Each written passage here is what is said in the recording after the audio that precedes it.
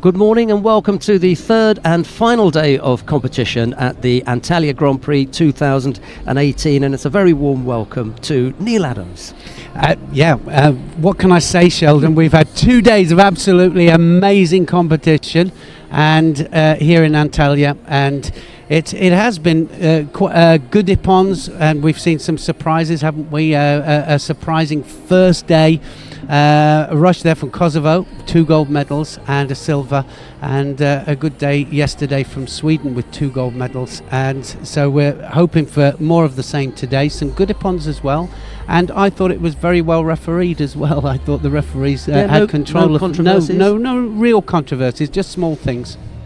Yeah, we had Anna Bernholm and Tommy Macias yesterday, didn't we? They did a good job for Sweden. Not quite sure how it will pan out today. There are a few fighters from there, but let's go through and take a look at the top 4 seeds in each of the weight categories. We've got 5 weight categories to bring you, and we're going to start by taking a look at the top 4 seeds in the under 90 kilo category. The number 1 seed is Komranchor Ustaperian of Tajikistan. The number 2 seed is Nemanja Majdov of Serbia. The number 3 seed is Gantolga Altenbanger of Mongolia, and the number 4 seed is Axel Clerget of France.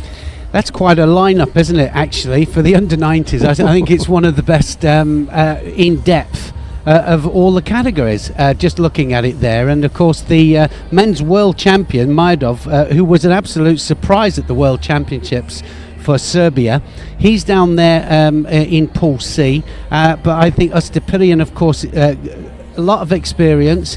I'm going to be interested to see how Majdov does in this, because when they surprise everybody and win something like the World Championships, it's nice to see how they, whether they can be consistent in it as well. But and then of course Clerget, I like Clerget because he gives it everything, absolutely everything. He's out there, he never stops, non-stop attack, and he'll give it his all. So off camera you mentioned Ashley Gonzalez. Well, Ashley Gonzalez, of course, we know that when he's on form, he can throw anybody. He can throw absolutely anybody. He's so quick. He really is speedy, and I think that with him, it all depends on which Ashley Gonzalez turns up on the day, and he is in the latter part of his career. So we'll see. Right, let's take a look at the top 4 seeds in the under 100 kilo category. The number 1 seed is Sirjanix Miklos of Hungary. The number 2 seed is Benjamin Fletcher of Great Britain. The number 3 seed is Niaz Ilyasov of Russia. And the number 4 seed is Martin Pacek of Sweden. Yeah, well, I mean, you don't get to be number 1 seed for nothing. Sirjanix is, obviously the one on form at the moment, and he's that gives him the number 1 seeding, and Ben Fletcher on great form as well. But watch out for Ilyasov. For me down there, he's on good form as well, and he's a big thrower, big thrower. Pacek, of course, he just plugs away, so he spoils the party, does Pacek. The plus 100 kilo category, top 4 seeds. The number 1 seed is Luri Krakowecki of Kyrgyzstan. The number 2 seed is Kim Sung-min of the Republic of Korea. The number 3 seed is Stefan Hedji of Austria, and the number 4 seed is Javad Majoub of Iran. You can never tell which way it's going to go, can you? Krakowecki, of course, the former world bronze medalist, and he really can throw, Krakowecki, and again with him it all depends on which one turns up, and let's hope that he comes out here just looking for the big ippon. Majoub there, wow, that guy can throw, and I think it's a very exciting, this Iranian team really do excite me, because it's a young team, and I was talking to the Iranian director of judo yesterday, and he was saying that they're really concentrating on the youngsters, bringing them through, and you can see it right the way through there. I like him, and I think that he's going to really be up there around about at the end of this tournament. Kim, of course, former world silver medalist, and he is somebody that has mountains of experience, so he'll be there roundabouts as well. The Austrian, he's there. He's the youngster coming up, so he could upset a few on the way. Turkey have an outside chance for a medal in the plus 100 kilo category with their entrant Feyyaz Yazacher. He's in Pool C. Right, let's take a look at the under 78 kilo category. The number 1 seed is Natalie Powell of Great Britain. The number 2 seed is Anastasia Turchin of Ukraine. The number 3 seed is Yarden Myasin of Israel. And the number 4 seed is Zarina Raifova of Kazakhstan. Yep, I think Natalie Powell probably the favourite in that particular group. It's a shame that there's not a few more in there. I think few probably saving themselves for the coming European Championships coming up. But anyway, Natalie Powell will be in there looking for big points. We can take a look at the plus 78 kilo category now. The number 1 seed is Larissa Ceric of Bosnia-Herzegovina. The number 2 seed is Gulzan Isanova of Kazakhstan. The number 3 seed is Galina Tarasova of Ukraine. And the number 4 seed is Anna Gushina of Russia. I think for me, again, small group, but Larissa Ceric is certainly the one that has been consistently in the finals in most of the Grand Prix Grand Slam tournaments, and I think she will be favourite for the plus 78 kilograms. Yet no Turkish entrant, unfortunately. Kyra Sayat normally would be in there, and they've had a couple of retirees as well, the Turkish searching for a heavyweight that can stay healthy and stay fit. We're going to start by taking a look at the number 1 seed in the under 100 kilo category.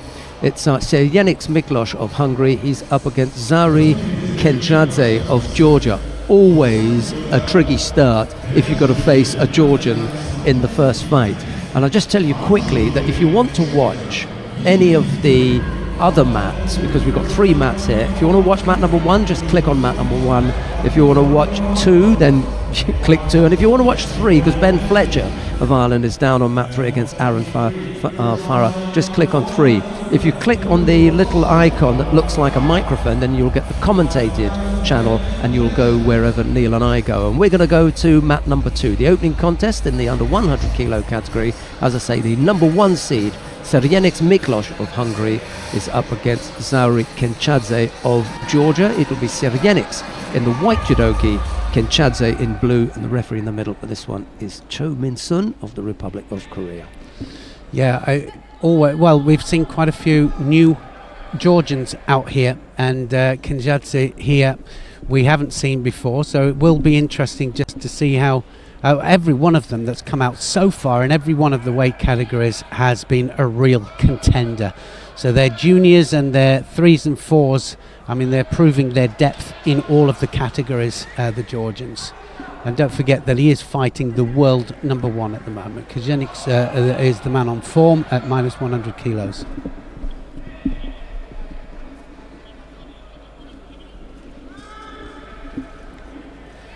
That big arm coming over the top there from the Georgian, just so typical of the Georgian style.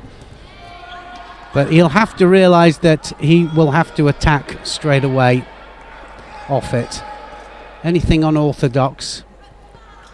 Sleeve lapel though at the moment. That big hip coming across there for the big Surigoshi. Of course, he's not fighting just nobody here. He's fighting the toughest one in the category and the number 1 seed in this 100 kilos category.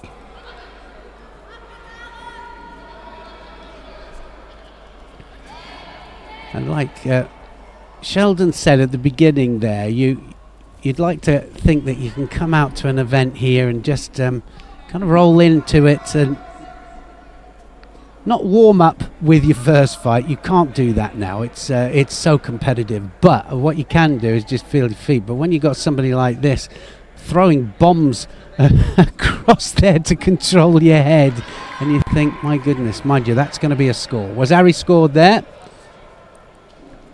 Sergenix, nice tire Toshi there. Well, it was Sia Toshi, wasn't it there? And the Georgian goes down onto his side for a score.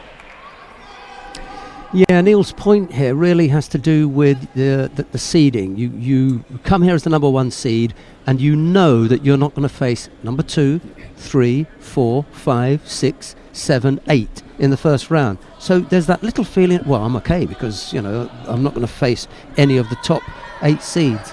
And then you get the Georgian in the first round. Yeah, well, especially here as well, because like I say, they've put out their other team, and I say their other team here. The Georgians were out in force in Tbilisi just a week ago, and they blitzed everybody in Tbilisi, and they're here with a young team, and they're doing, well, phenomenally. I think it's going to be all over here, though. That was a Wazeti Yapon, Sumigaeshi there, and Sejenic has won his first contest quite comfortably, actually, in the end.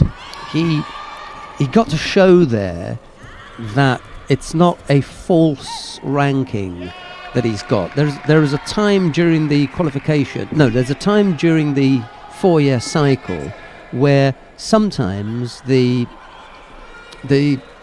ranking list doesn't actually reflect the real quality, because what you've got is people who are in between their program. They haven't quite yet got to we haven't got to the qualification stage yet, so they're not competing as much as possible. They might come out once or twice a year or whatever, but they haven't gone for it fully. And you get a few people whose ranks may be slightly overinflated, I'll call it.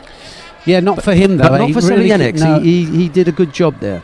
Number 4 in the world, behind Denisov, Korel and Lipatiliani. No room in there for any Japanese in the top 10, despite the fact that you've got Wolf Aaron.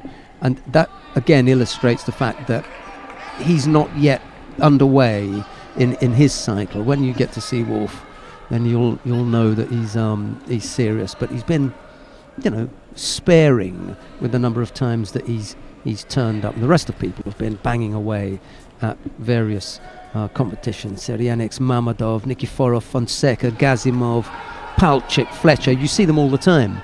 And Wolf we get to see very rarely. Anyway, on the mat now, Grigory Menashkin of Estonia. It's still the under 100 kilo category first round. We've only just got underway here. Right, just let me look up his opponent, because the name is so long that we couldn't get it all on one list.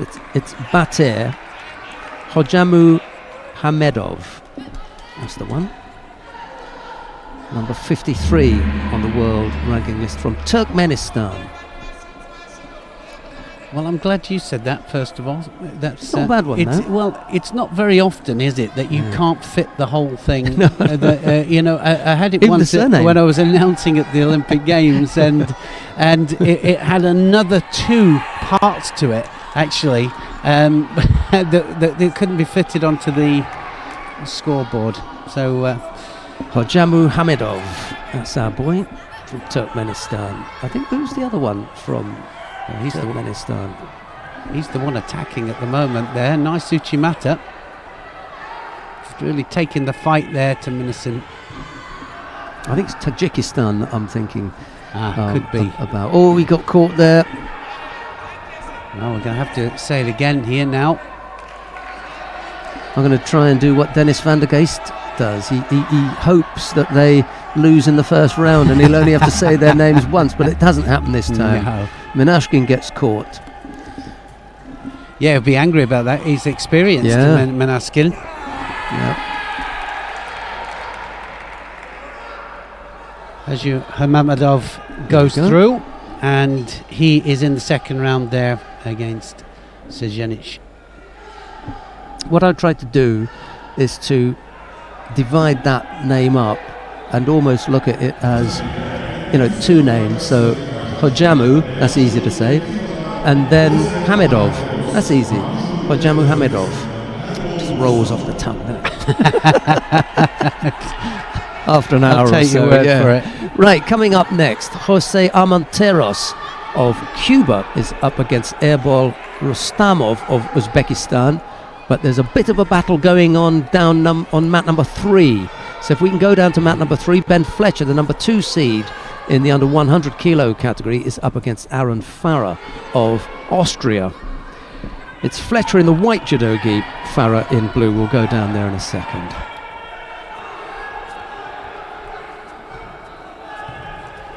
Well, at the moment we're still on Armenteros of Cuba. That's what you've got on your screens. We're just about to swap over to the and it's all over actually. It's Fletcher has just scored with a big Kouchigari, I think, for Ippon. We just saw it off the corner, out the corner of our eye there, and I'm not sure if we're in the situation at the moment where we can have a replay, but we will be set up very, very soon for replays. Let's hope we can just have another look at that Ben Fletcher technique. He's been on good form, Ben Fletcher. I have to say, he's been on great form. A couple of really, really good medals of late, and he's absolutely flying for Ireland. Watch this. Went for the pickup, didn't he? His opponent went for the pickup. The Clever Austrian, work. yeah, he did. The Austrian went for the pickup, and Ben Fletcher just changes the direction there, Kouchigak, and he just absolutely buries his opponent for Ippon. Great Ippon. And it's a technique that Fletcher likes as a direct attack. So this time he's already in there, he feels it, and as a result of, that being, something that he usually does, he knows that position and he's able to take advantage of it and bring his man down for Ippon. So Seryenix got past his first round opponent. He was the number 1 seed. The number 2 seed is Ben Fletcher. He gets past his opponent, albeit after a minute and 27 seconds of golden score. Doesn't matter, he's into round 2 now. Just have a quick look around and see what's happening. We could go down. No. Is he coming onto mat number 1, or is he being? He's coming onto mat number 1. So let's go down to mat number 1. Shen Chaoten of Chinese Taipei faces Lee Kochman of Israel. It's Shen in the white judogi, Kochman in blue. You can get to see this in its entirety. Well, depending on how long it takes. Because Kochman is a bit of a handful. He really is. He's just on fire at the moment, looking really good. Well, you've got to say as well, every one of the men and the women from Israel, the Israeli team, absolutely on fire. All of them going for Ippon, all of them looking for the big scores, always contesting things that go against them, always contesting if they believe something's in Ippon. But every one of them, I've got to say, going for the big scores. And now looking for the Sangaku here. Kochman of Israel just holding, and just needs to make sure that he has side control there and gets the outside komi. So seconds tick away, just needs to hold him for the full 20 seconds. Side control is enough. It's if you're underneath that it doesn't count.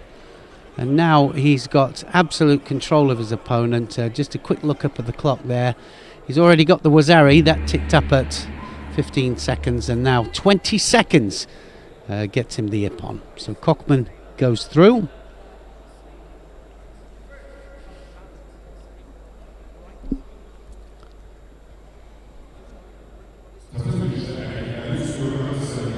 Shen Xiaoyin of Chinese Taipei has an early bath.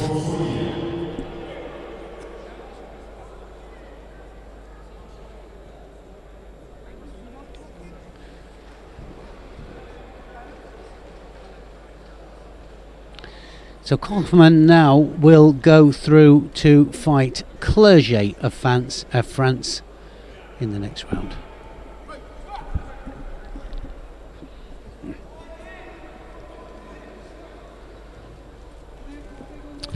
So I was talking to the director of Iranian Judo yesterday. He said, watch out for Vahid Nouri in the under 90 kilograms, a good prospect. So we're going to stay on mat number 1. We will stay on this here because Nouri is just about to take to the mat. He is wearing white and Gustavo Assis of Brazil is in blue.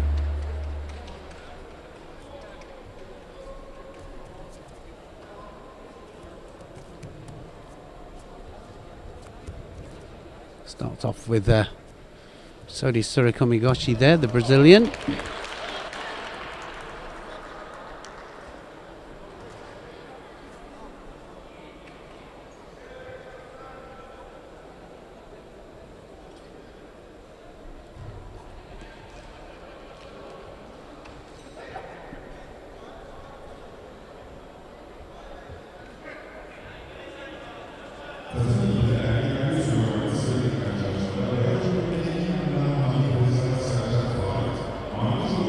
Well, strong fight for the grips, as you would expect, but they have to go in at some stage.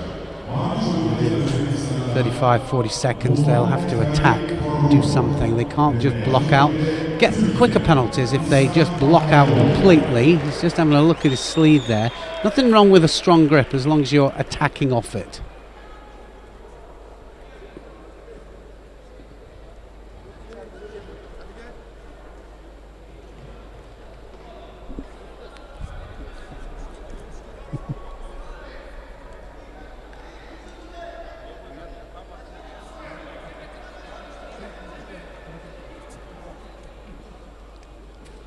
One Shido on the board to Assis, and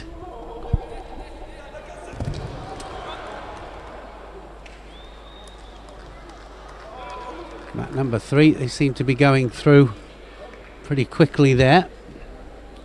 Mavoglu just getting thrown there by Kuramov of Uzbekistan. Remember that you can flip between all 3 mats if you want, if your category is on a different mat, and you'll see a little sign that tells you what mat is being commentated on. We can only commentate on 1 mat at a time. Of course, that changes when we come to the final block. The final block, which is all medal matches, is Sheldon and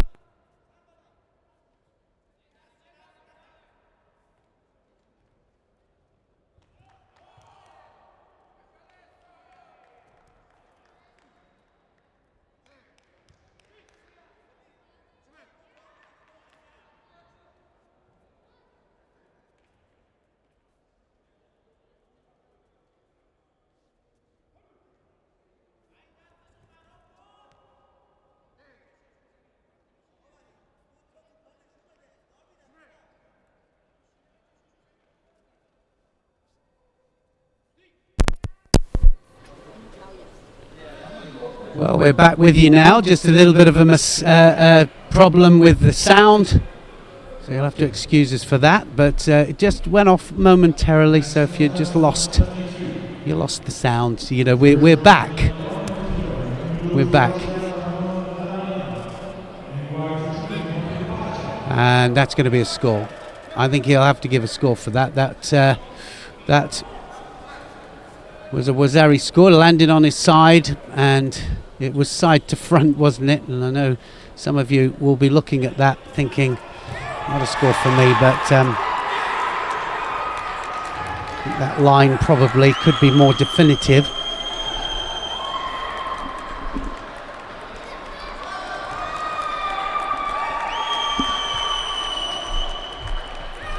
But anyway, it was Wazari to Assis Haramakikomi.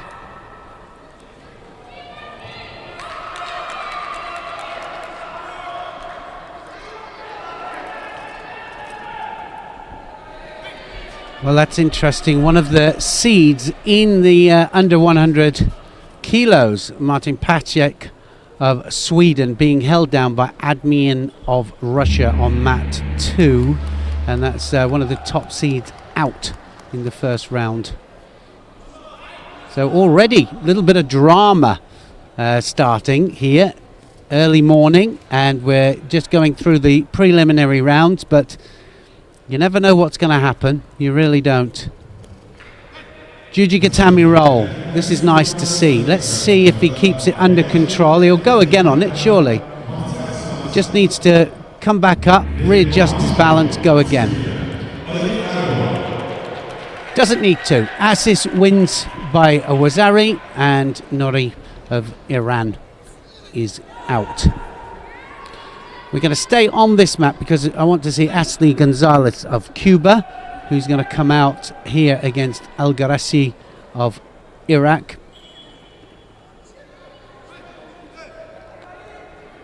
And we'll see what kind of form the former world silver medalist Ashley Gonzalez is in.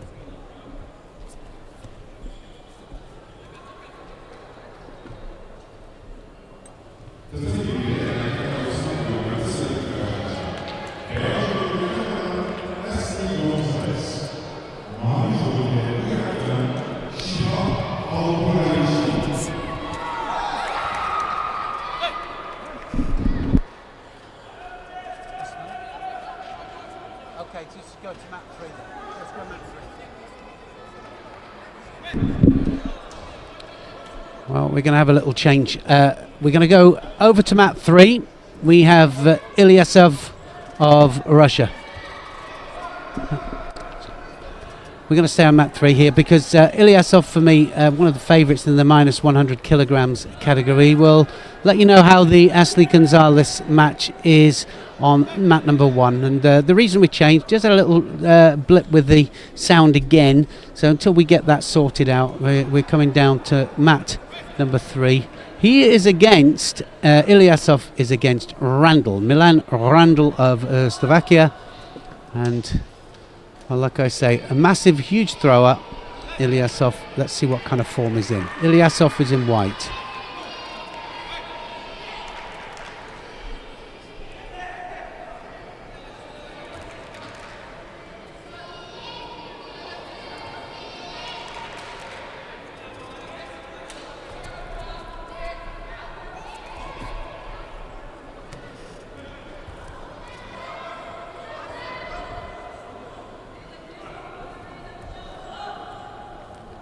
Left against right, so they're fighting for that sleeve.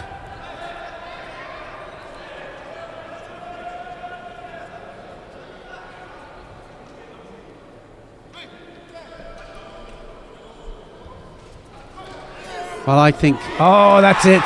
It's all over. So just the one time, then he gets 2 hands on there, Ilyasov, and massive tewaza. Hand technique there, just uses his hips as well, and we'll just break it down into detail, a little bit more detail anyway when we see it in slow motion. But there it is, look, one hand was already on, it was a bit close to the mark, so one hand was on first of all, then a change of grip. Was it a bear hug or not? It was quite close to the mark, but actually gets away with it. So the first hand was on the lapel, then quick switch, both hands around, and he bear hugs him all the way over to put him onto his back. Well, that was a really good example. We'll have a little look at that one, I think, again.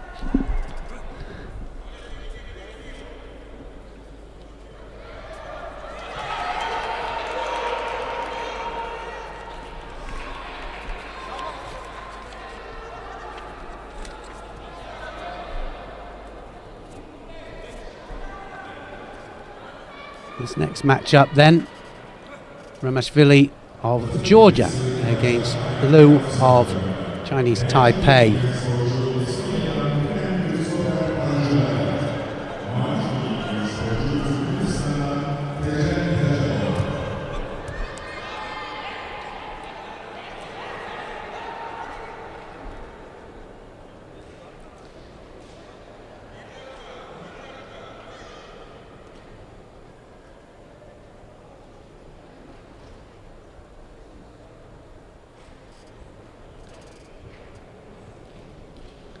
So just sorry, I was looking somewhere else just for a second there. Ramashvili there just finishing this contest with a big ippon. And now, so we're going through this minus 100 kilos category quite quickly. And the early rounds, of course, if you don't win the early round, don't get through to the quarterfinal stages, then you can find yourself out of the competition very early. Quarterfinals gives you 2 chances of medals. Joachim Dvarby of Sweden former European medalist, and here he is fighting Huat of Hungary.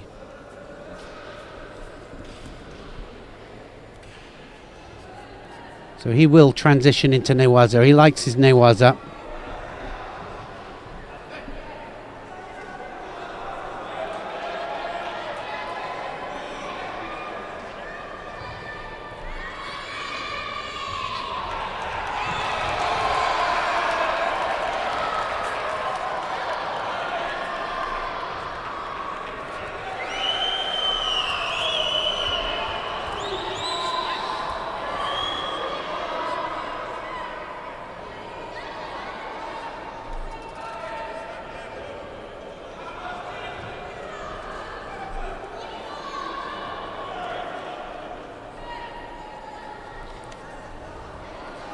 Well, he has good Newaza, Dvabi, and he always follows down. He always transitions down into the Newaza situation.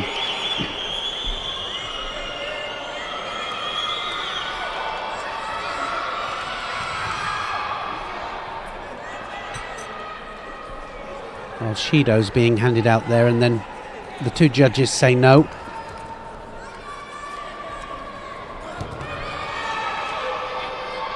One score up to Dvabi. Remember, 2 Wazaris finished the contest now.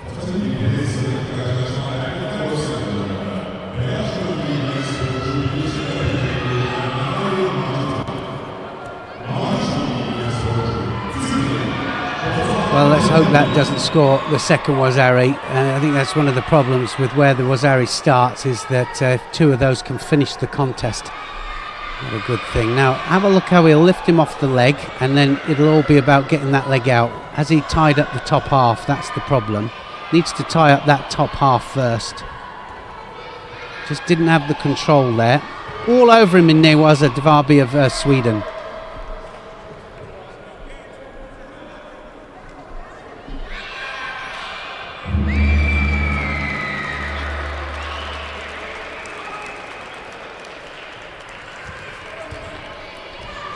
The winner of this, of course, will go through to fight the winner of the next fight, which is Demienko or Saidov of Tajikistan.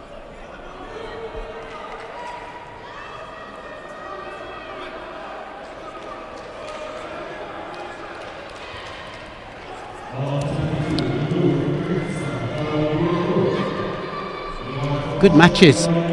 Minus 100s and the minus 90 kilograms are full of fighters that could possibly win this competition. They really are class act events.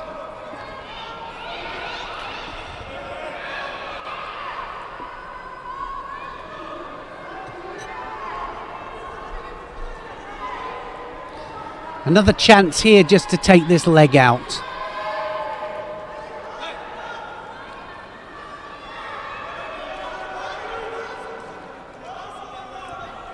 Well, the Swedish team really are performing very well over in this competition. Every one of them is competitive. 2 golds and a bronze medal yesterday, and a beautiful Sianagi this time from Dvabi. Didn't quite have the control, came off the wrong side. Uhat of Hungary having a real problem with the strong Swede.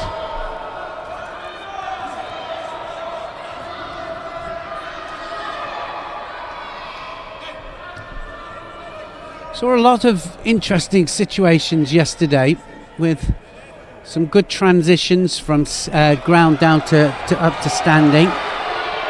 Standing to ground as well, and transitioning, both of them. Very important that the referees can differentiate between the two and know when to let it continue. And I think that the big thing that came from it yesterday was the positivity. Anything that's positive that can lead to a nip-on, just let it continue.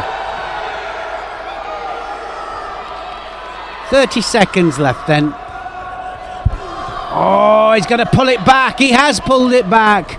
and it's a full hip on there. That was a mistake from Dvabi, and that Sumigashi there, Ohat of Hungary, takes him out. And he did run out of steam there, Dvabi. He was controlling it right the way up. Look at the clock there, just 27 seconds left on the clock, and that Sumigashi absolutely steals it.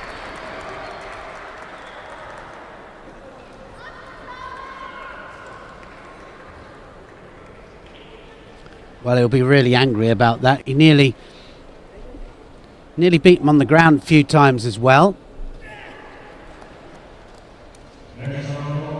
Absolute persistence there from the young Hungarian.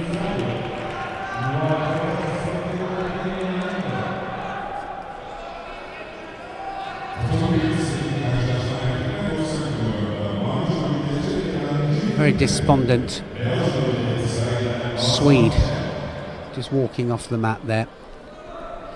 So the next match, just looking now at the three matches just to see if we want to change. I don't think we want to change. Let's just stay on this one. Damienko of Kazakhstan against Saidov of Tajikistan, and that's the next contest up in the minus 100 kilograms. We are on mat 3.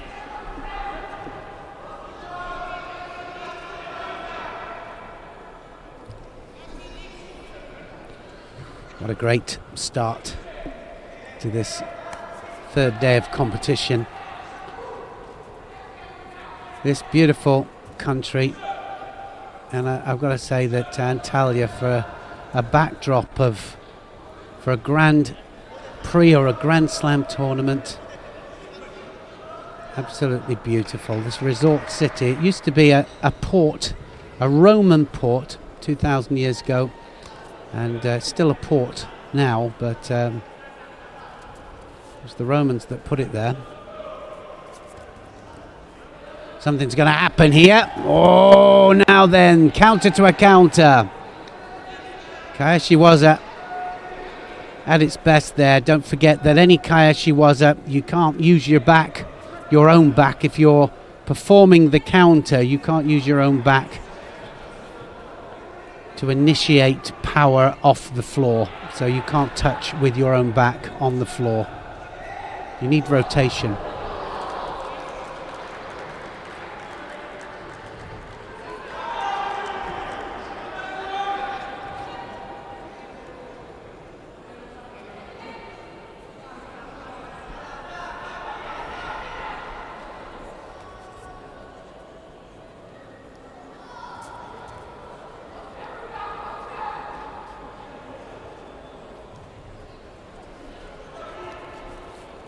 Well, I get a feeling that something big is going to happen here. We're going to see a big technique, because they're both, once they're gripped up, they're both of them going for it.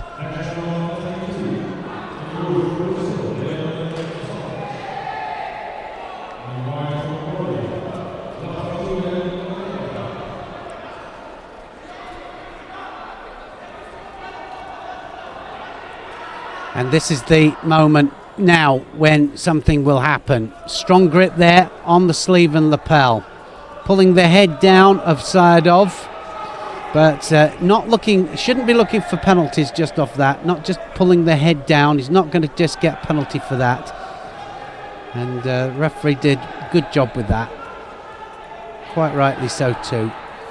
Can't just look for penalties, got to look for the score. And Sasai Surakumi this time.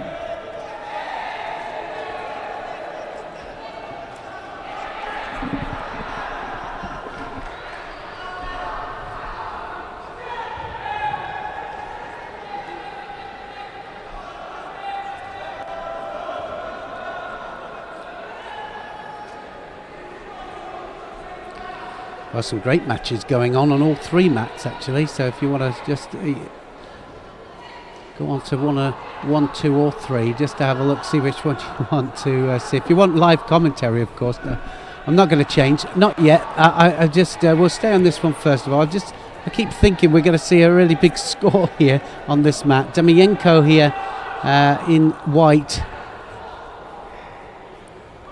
waiting, but Saidov taking the fight to him. One Shido apiece at the moment into the last minute.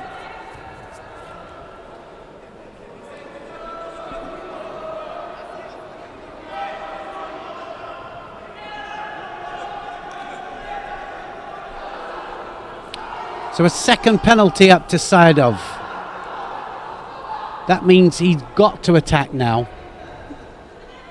And he's got to make sure that no small infringements are made. No false attacks, can't do that. Otherwise, 3 Shidos, of course, and Sokomaki.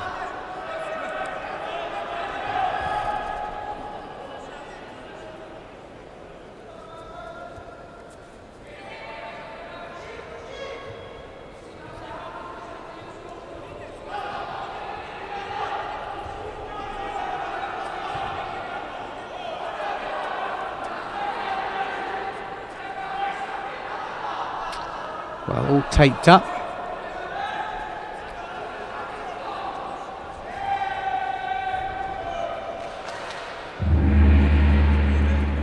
So definitely into golden score here. Referee didn't hear it, dropped into the hole down there. Just a little bit too late there, Demienko. So it will go into golden score. Let's see what happens in the golden score. One more Shido up for Saidov, and it will be all finished for him. Has to be 3, remember. Good Ashiwaza again.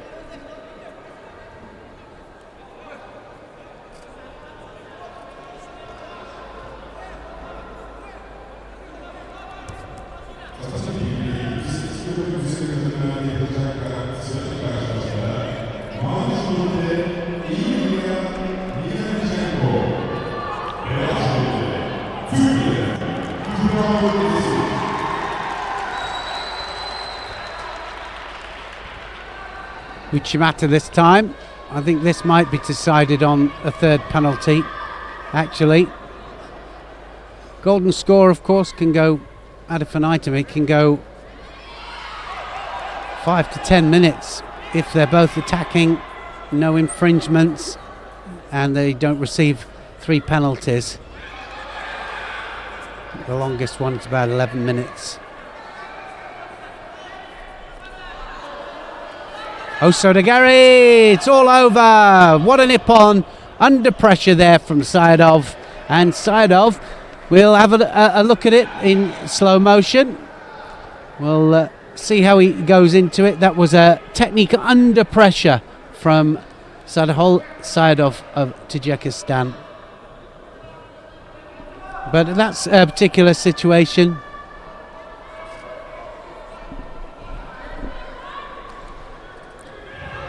Well, when you get to that situation there, it's who digs in. But, we have got a slow motion of it. We can have a little look at it again. Osoto has a double stab, Osoto there. Good control of the head. And over he goes, flat on his back for the Ippon. Good pressure point for Saidov.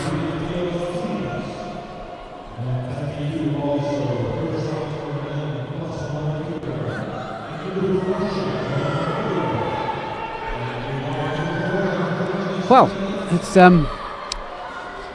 just have a little look, see where we are now, and we look as if we are in the plus 100 kilograms here, and we'll have a look at a new Georgian heavyweight. Let's have a look at Kaftaradze of Georgia, who's wearing blue. Sumitis of Greece in white, and we'll have a look at the junior Georgian. Such depth they really have in the plus 100, well, in every weight category now. They've really proved that they've got such depth.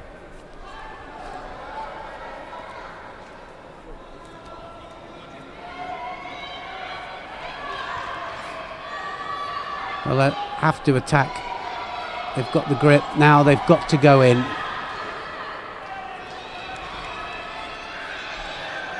Shido apiece. First time in a Grand Slam final. We actually saw double Honsokomaki just a few weeks ago. Neither one attacking in 2 minutes of competition, which is amazing.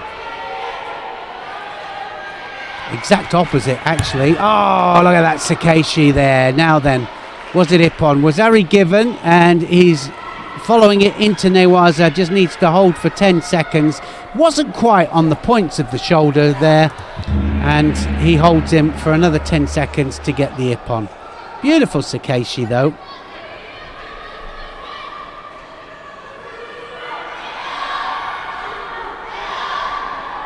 Kaftarazzi then goes through in the plus 100 kilograms category.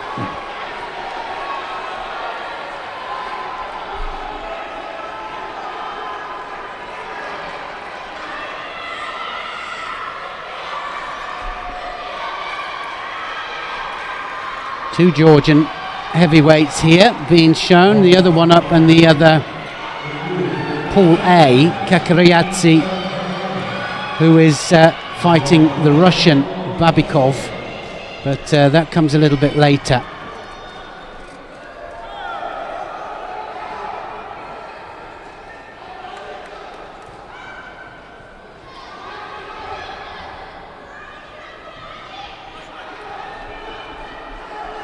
First round matches then just determining who goes through to the last 16. So round one still, and minus the plus 100 kilograms. Tassev of Russia here against Gamanov of Azerbaijan.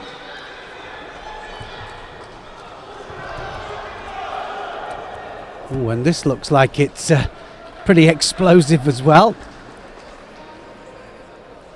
A couple of times we've seen some of the heavyweights go up to 2 shidos apiece, and then they realise now that it is possible to get the double hand sakamaki, and then they start to go to work, and why they don't do it right at the beginning. And that goes for different weight categories as well, not just the heavyweights.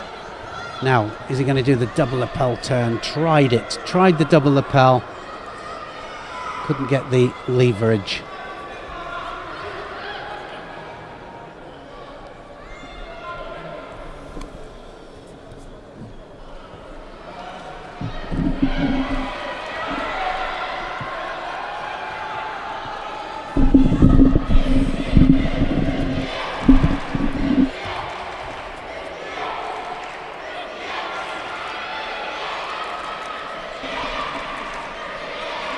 Well, we've seen some pretty impressive ippons the last few matches, which has been good. And some new Georgians, 2 Georgians in the plus 100 kilos category, Sheldon. I'm just looking, we've got 2 new ones as well, just saying how much depth they've got in the plus 100s. Well, you also said that last week, you know, they had their A team out, which was true, especially of the heavyweights in Tbilisi, and we saw that with Guram Tusishvili taking the gold medal. Matiashvili was around, and Okrashvili, you know, we know those, and Bukhadze is a good boy. Those are the top 4 there. So we're now looking yeah, well, 5, 6, 7 and 8. So I mean, what can you say? And you know, they're showing depth, aren't they, right the way through the categories, the Georgians, and really putting them out there. It's good to see. Zakariadze of Georgia, as I said, in pool 1 up there with Bobikov. We haven't seen that one yet. That's still to come. That's on our mat 2 now. They've just taken to mat 2. Do you want to have a quick look at that? Yeah, let's have a look at it. Let's have a look. Right. We joined the contest. There's no score as yet. We've got 35 seconds left to go. There's a look at the 2. I think this is about to go the way of the Georgian there, because the referee in the middle, Artur Fando from Belarus, has just asked them to tidy up. That's always a bad sign for someone. Yeah, there's another penalty to the Russian Bobikov, Roman Bobikov, losing out. Kind of not desperate. I'm not saying they're desperate, the Russians, for a heavyweight contender. I think you're absolutely right, Neil. But they are. You're being kind. But sometimes we also have to be truthful. They are desperate. They really want someone. You know, since the time of Temenov and the heights of Mikhailin, they haven't seen that kind of quality. No. Not on that world stage. You know, with the greatest of respect to Renat Saidov and everything, he never kind of reproduced the form and the results that you saw from Temenov and Mikhailin. And they are desperate for someone at the heavyweight, given the success right through all of the other weights, from 60 kilos, where they've had 2 Olympic champions. Yeah. You know, right through 81, they've had world champions. They've had a an Olympic champion at 81 with Karl Musayev. They had the world champion before in Rotterdam in 2009 at that weight, Nifontov. It's interesting, isn't it? And you look at it and you think, well, you've got some big guys, you've got some athletic looking guys as well. Why can't you develop them into world-class athletes? Heavyweight, because Mansur Isayev at 73, Tagir Haibulaev at under 100 kilos, so you're not that far off the heavyweight. I've got to be careful, because if Dennis van der Geest is listening, he's going to take the mick out of me, because he laughs. He said, when you start Sheldon off, you can't stop him, and he comes up with all of these facts and figures. And do you remember in 1982 when this one won that one? Oh, sorry about that if I bore you at home, but it's the danger of being the absolute judo fanatic groupie. You know, you just soak up all these things because you love it so much. Yeah, absolutely. No, but it's interesting, isn't it? You know, it's like what we talked about first 2 days about the small groups. You know, you get small group together of 15 to 20, and they produce world medalists and Olympic champions. And then you get the larger groups that discard a lot of, you know, like in Japan, for example, high percentage of the college and university students. So that's going to be a Wazari there. Beautiful Kayashi Waza. Yeah, and then you get the students, don't you? That is somebody listening? I just heard the funniest one ever. Go on. Chogon. Chogon. Not Choguam. Chogon. That's not fair. No, it's not. No, that really is unfair, but it is quite funny. Chogon. And there's another one gone. Salah. And in the absence of Teddy Riner, wouldn't you say that the French were in exactly the same boat as the Russians as far as the heavyweight is concerned? You take Riner out of the equation of the heavyweight, who've they got? Yeah. Nobody. Then they're not sending anyone to the European Championships. Can you believe that? Is in that the right? plus 100, why would you send them if that's what you've got? It's a bad state of affairs for the heavyweight category, because Teddy Riner has just cleaned it out. Nobody wants to go up there with him. And what we're looking for is people like Gurem Tusishvili, Javad Majoub, Or Sasson from Israel, Kapalik.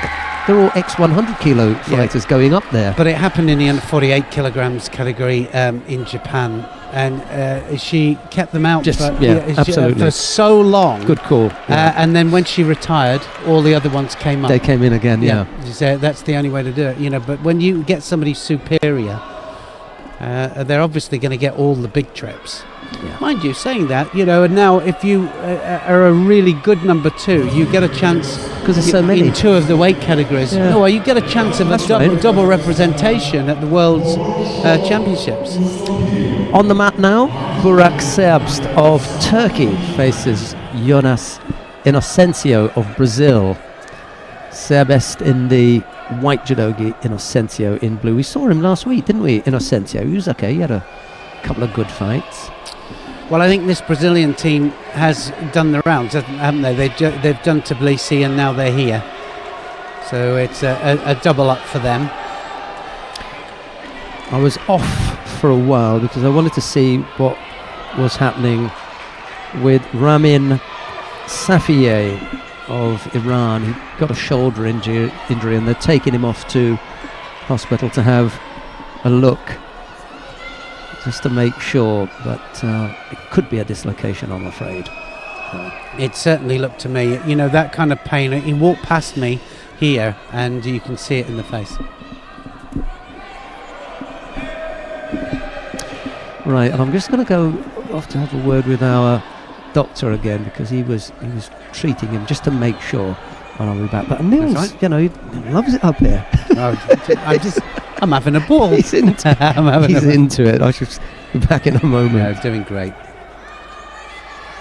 So just having a quick look at the moment at some of the other matches that are about to come up. We've got some interesting ones. On mat 1 in 3 matches time, we won't go there yet. We've got Axel Clerget will be coming up against Kochman of Israel. That should be an interesting little battle. But we'll stay with the heavyweights for the moment. Sedikov is here against Yasic of Turkey, and of course they're looking for as many medals as they can get, the Turkish here, and great support. Well, in fact, we're not on that, are we? We're on Subest of Turkey. Subest of Turkey against the Brazilian here, Incencio. Looking down there at the mat number 3. So they've got 2 heavyweights in here. That's good to see. Oh, slow motion. And it was a full rotation with that Cianagi there. Beautiful Cianagi there. Incencio there, dropped right the way underneath. He went over in slow motion, just lacked that little bit of force and power. And of course, it didn't cover the whole of the back. So a Wazari given. Brilliant Cianagi that was.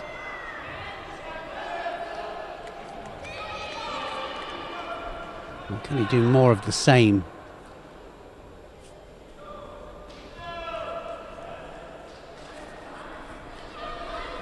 Just listening to some of the crowd, some of the coaches still shouting for Shido's, which is obviously what we're trying to stop. That's going to be a second Wazari. That wasn't the same kind of Wazari that we saw first of all, but it was still warranting the lower part of the Wazari, and it was Awazeti Ippon there.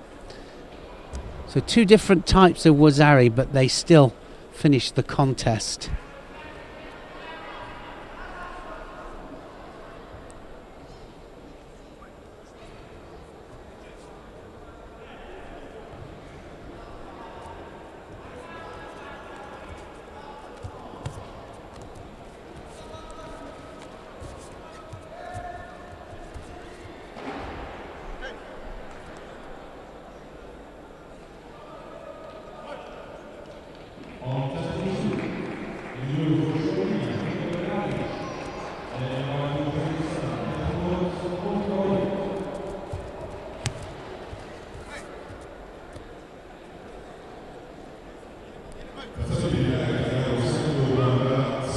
Next one up then on this mat, Altabayev of Uzbekistan and Dragic of Slovenia.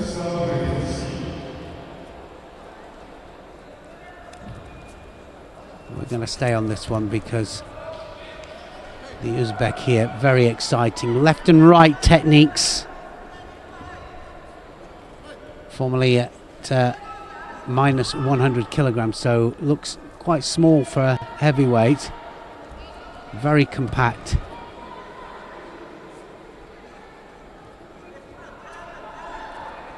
So he will look quite small compared to the height of some of the other heavyweights, but I'm telling you what, little powerhouse, Altabayev. And he goes from left to right quite easily.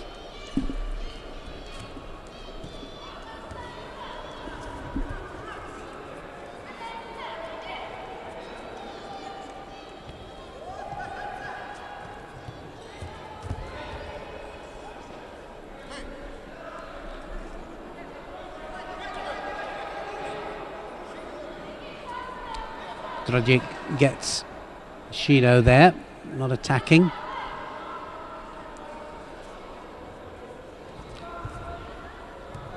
Tries the Osoto, wasn't far off with that.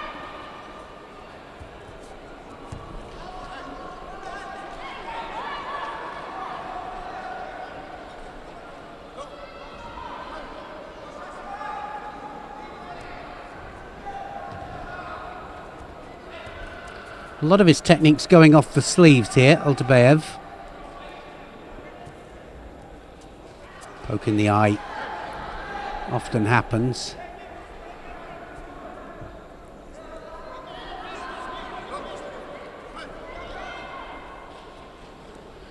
Shomin Sun, the referee,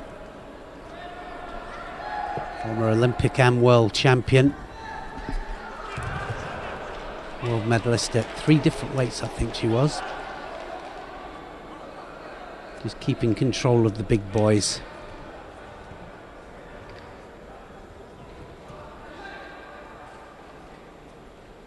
So now starting to go to work a little bit. Coming up to the halfway mark. Oh, Sodisura Kumigoshi, that's going to score the Wazeri.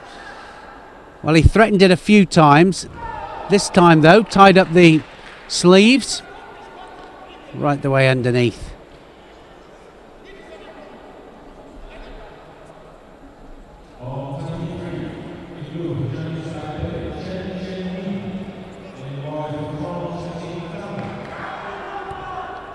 Tries to drop Sinagi himself, Dragic.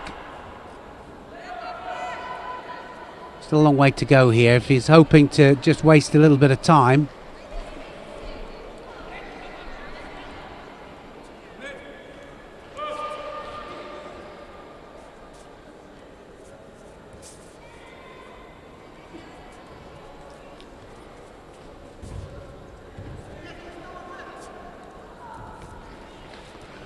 Well, that Yoko Tomonagi there, I think, was mostly to look for the Juji Gatame at the end of it.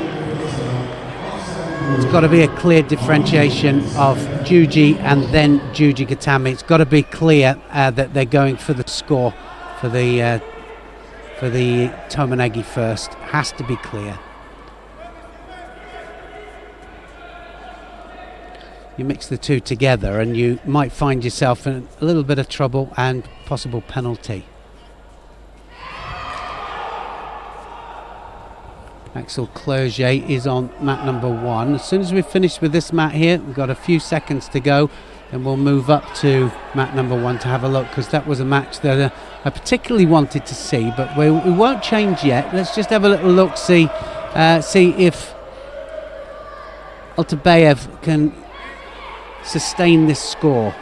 30 seconds to go, gets a penalty for it, obviously for dropping, and he's in defensive play now.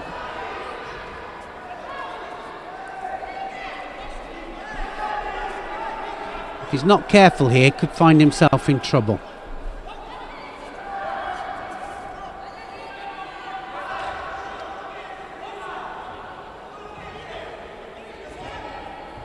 Oh, that's it. It's going to be all over. He went for it, didn't he, Dragic?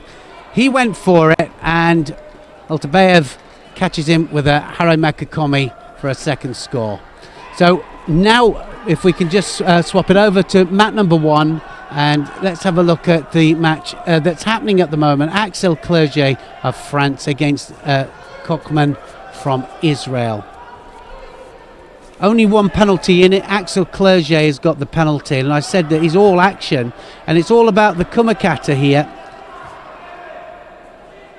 2 Shidos down, and now what's going to happen? Clerget goes for it. Not very often you see Clerget going out in the early rounds.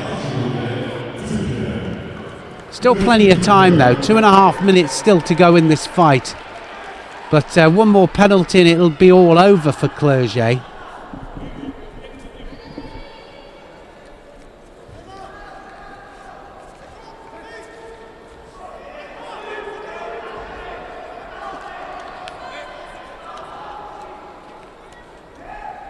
Little bit of frustration, he just needs to calm himself down a little bit.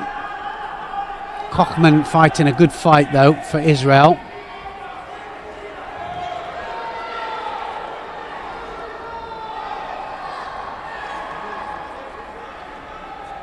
Well, you see that very high grip there from Kochman, causing Clerget all sorts of problems.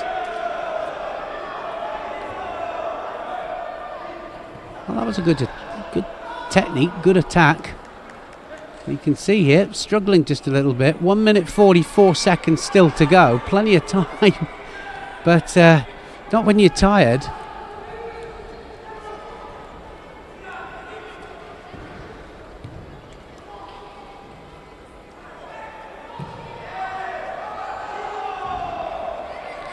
Now then, there's a situation, push or pull, or, well,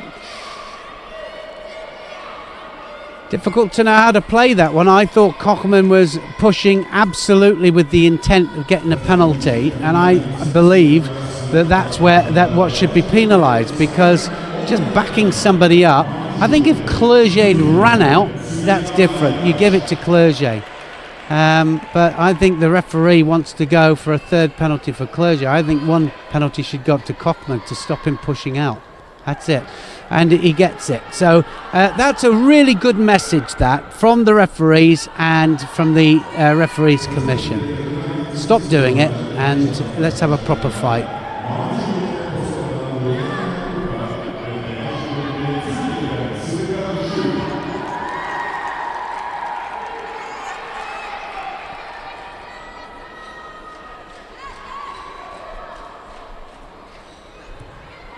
Well, it might be over now, because he might have just knocked. Yeah, he might have knocked them off with the grips there. It was 2 hands on. Absolute frustration from Clerget. He goes out. Kochman goes through.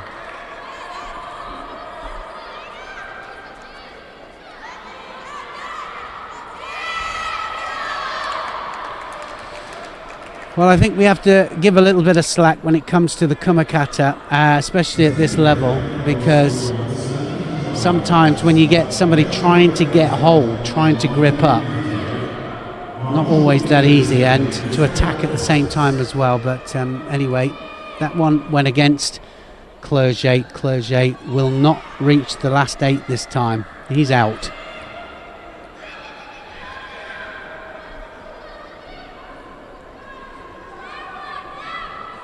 Medvedev of Azerbaijan up here now. Assis of Brazil, his opponent, will stay on mat number 1 for the moment.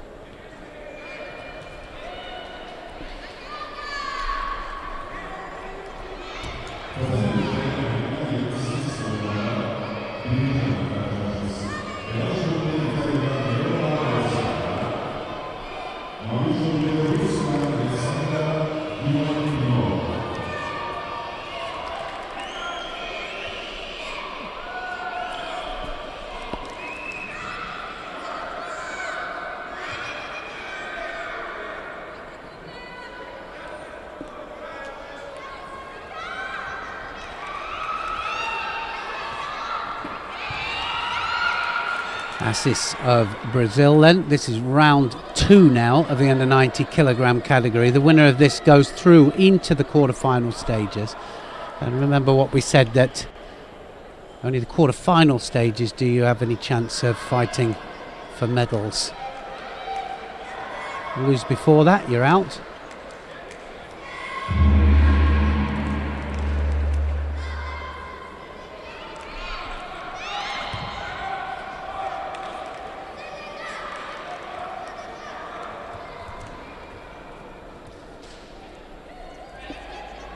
The poor attack from Assis of Brazil. Get to Machido.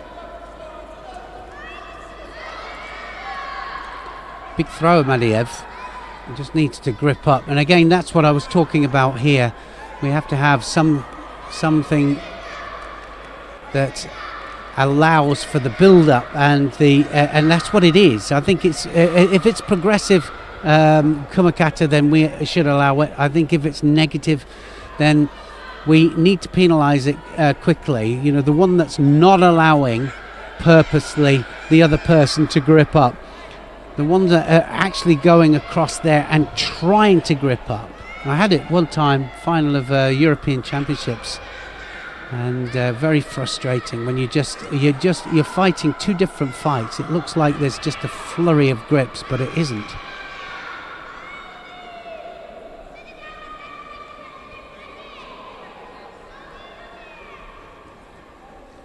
Certainly for me, Medvedev is the one that's initiating here. It's going to be a second penalty up for Assis.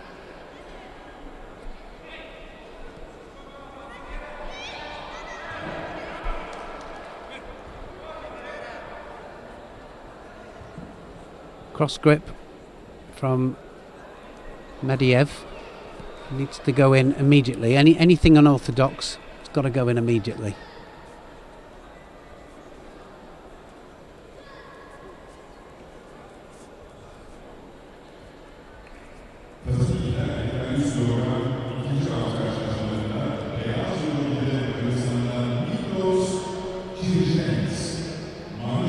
Good attempt that time from Assis.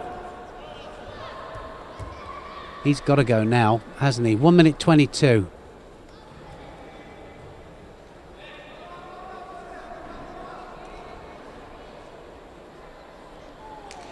So now Medvedev just gone off the pace just that little bit.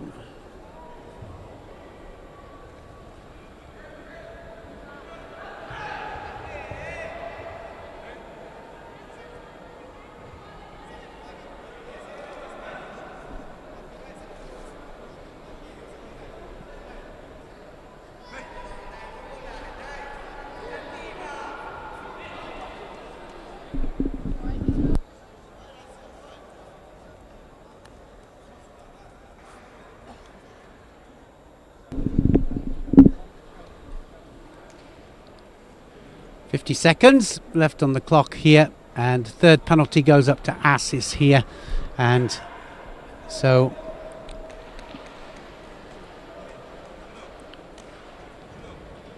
Medvedev goes through to the next round.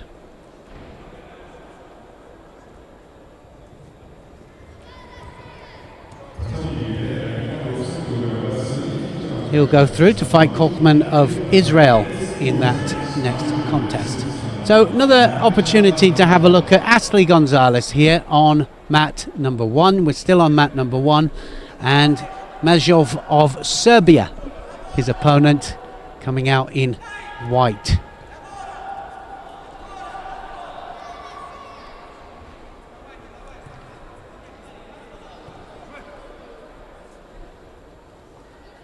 We were talking about ponytails. There's not many of the men have to readjust their hair, but Ashley Gonzalez will be one of them. Incredibly fast drop Cianagi, Ashley Gonzalez. Haven't seen him for a little while.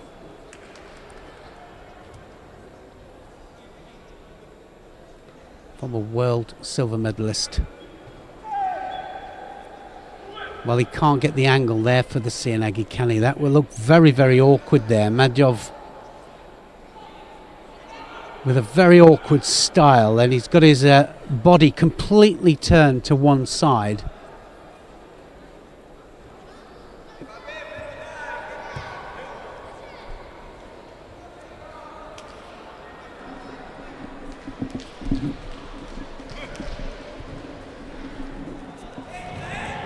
Just saying that Ashley Gonzalez here just finding it difficult to put two hands on. He's got a great Cianagi, but he can't find the angle here. Look at the really one-sided approach here of Mazhov. The Serbian really making it difficult for him.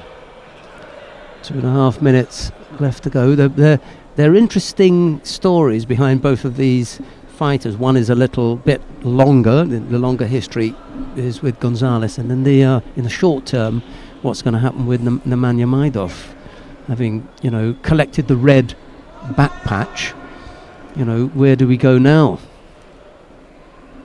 Well, that's it, isn't it? And may as well have a target on your back. I was interested, wasn't I, to see how he would follow it up. It's to win a world title when you're not expected to do it, and then to have a situation where you've got to come in then and reproduce, and that's the difficulty, of course, is reproducing that kind of form. Does look awkward though. Almost got caught there with the counter. He's not even the number 1 in his own country, because you've got Alexander Kukolya, who's ahead of him, and yet he won the World Championships. Yeah.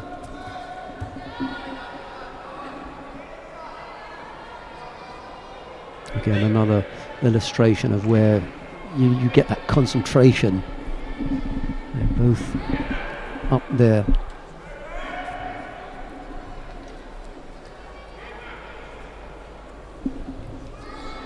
Yeah, that is. It's a difficult one, isn't it? Like you say, you've got two there in the same weight category.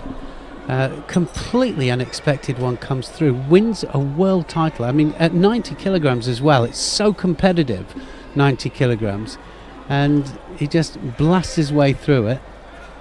Kokolya is the world number 1, and well, he's right the way down there at world number 5. He's 9. the world champion. 9. Number 9. Yeah. Because he took that break after the World Championships. He didn't fight again until Agadir.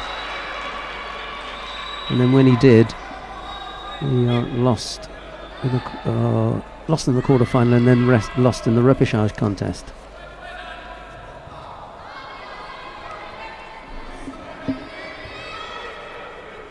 Yeah, they must have been really surprised, mustn't they, the Serbian coaches? My goodness. That was a good attempt there, wasn't it, Gonzalez? Sodagari.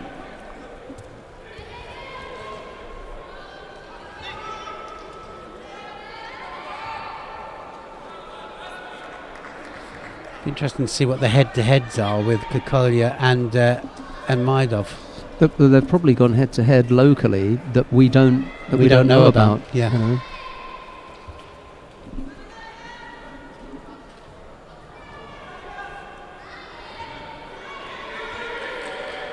And depending on when he moved up from 81, because he would have been 81 at some stage, Nemanja Maidov, and also he would have been a junior. I think he last fought at 81 in 2016, so it's only a couple of years ago that he was fighting in the category below, and then when he did move up, chances are he still had juniors, because he's only young. How old is he? 21. What age? He's 21.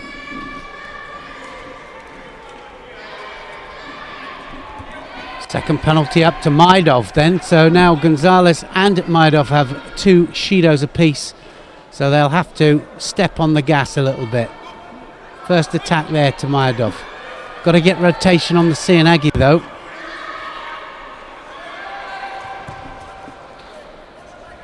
Good test for both these fighters. Young gun with the red back patch and slightly older hand. It's funny calling Gonzalez an older hand, but he has been around for a while. Just misses with that Koji there. Yeah, well, he hasn't had chance to put that Sianagi. He's got an incredible drop Sianagi, but he hasn't had chance to do it because of the extreme stance there of Maidov.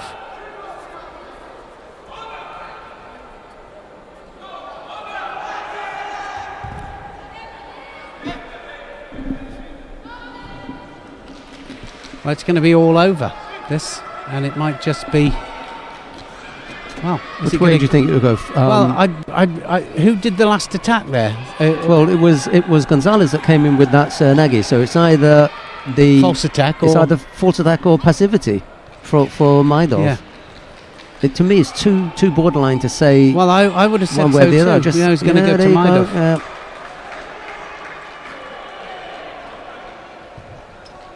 It's not good hanging your hands out, right? The decision is made. Well, it's not just that. You know, if you're not attacking within the amount of time, is it? You know, then something's going to happen. He's going to let it carry on. Oh, we've gone the opposite side now. Well, all within 10 seconds there, it went from one person to another. I think you're absolutely right there. It should just stop. Let it go, carry on.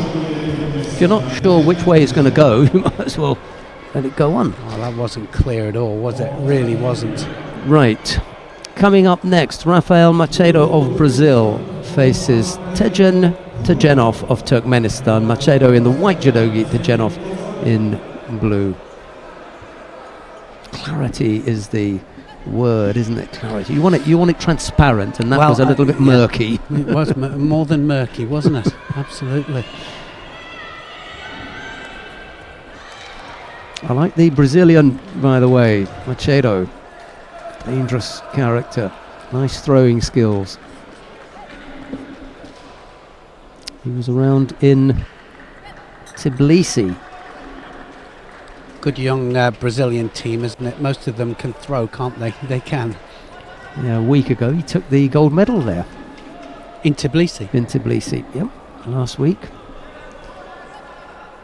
He defeated Nouri of Iran, Keita of France, Salidis of Greece, and then Georgi Papinashvili in the final. So, knocking off a Georgian in Tbilisi, you've done something. Well, exactly. Something well. To win anything out there.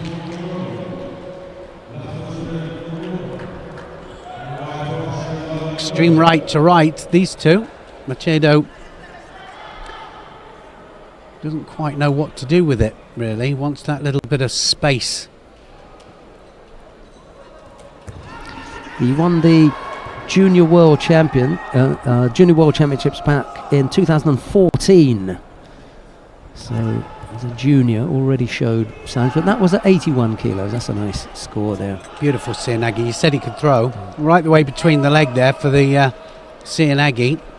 Second attempt, just manages to climb off it, doesn't he, Tijanov, but gets the score for it. Now looking for the Sangaku. Can he wrap it up? He's got the head. He's got the triangle on. He's got to lift him clear. We were talking about that yesterday, about whether Kensetsu, arm locking, or the strangle situation, when they stand up, is it mate or not? But you've got to make sure that you have control, whether it's Kensetsu or Shimiwaza. You've got to make sure that they have control completely to get the mate. So you can't just stand up onto your feet and get it.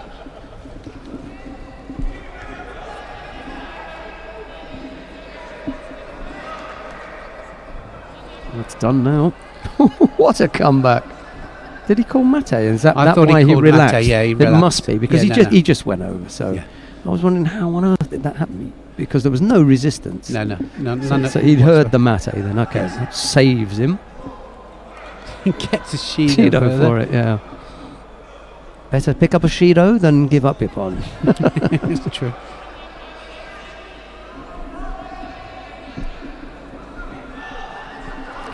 Can't afford it. Many more of those. Otherwise, well, that will happen. False attack and gets a Shido for it.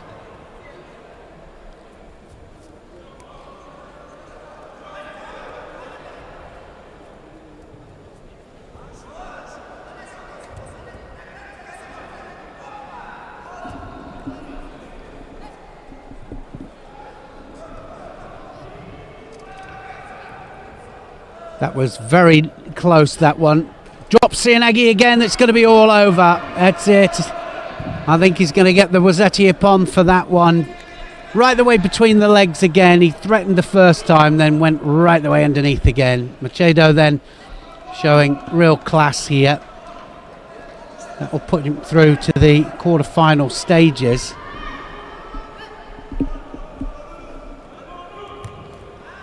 It's a real talent here.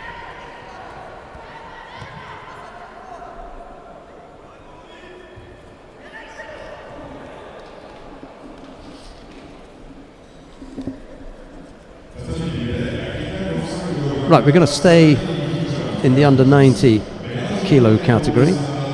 We've got the number 3 seed coming up next. It's round 2 of the under 90 kilo category. Gantulga Altanbanga of Mongolia faces Batuhan Efemgil of Turkey. It'll be Gantulga in the white judogi, Efemgil in blue.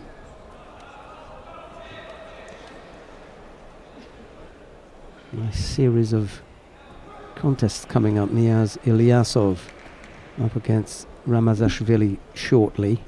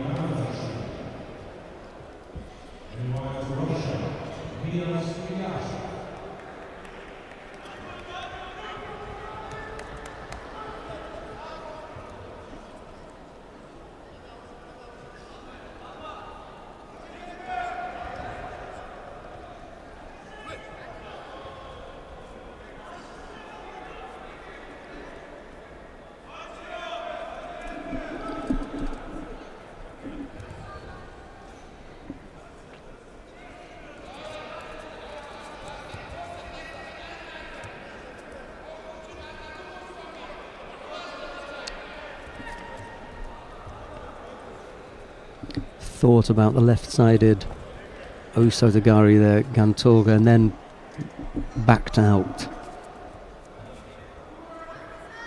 Well, with the loss of Feyyaz Yazici in the plus 100 kilo category, the Turkish team are a little bit thin as far as medal chances are concerned. Almost came up with the little Yoko Sutemi-waza there.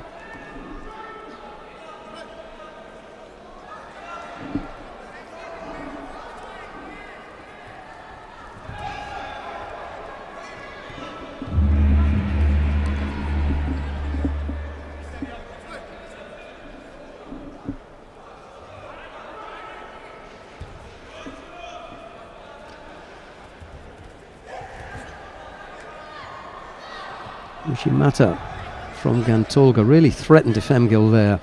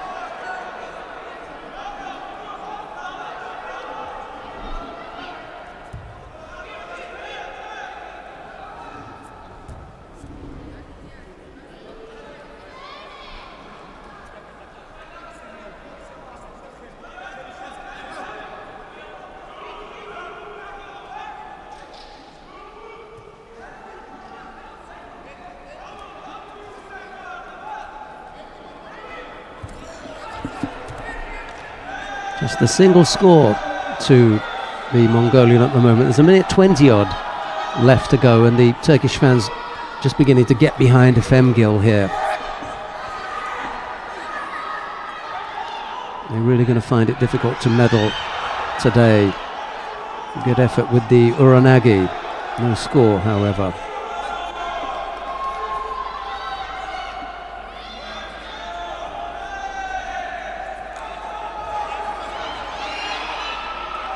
Right-sided effort first of all, and then trying to come back on the left for the Sutemi-waza, but didn't catch Gantolga. Need to wear him down a little bit more, but I'm not quite sure that there's that kind of time left on the clock. He does pick up a penalty, but now he comes up with a second score, and this time it is telling. It's the left-sided Taitoshi that flattens Efemgil.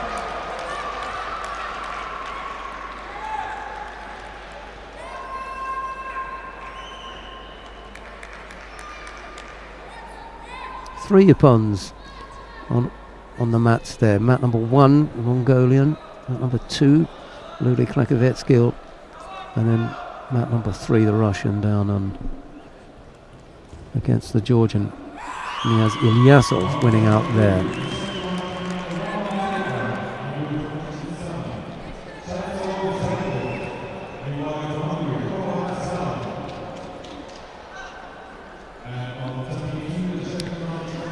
Right, we can stay on map number 1, I think, the 90 kilo category. Tural Safguliev of Azerbaijan faces Asaf Chen of Israel. It's Safguliev and the white judogi, Chen in blue.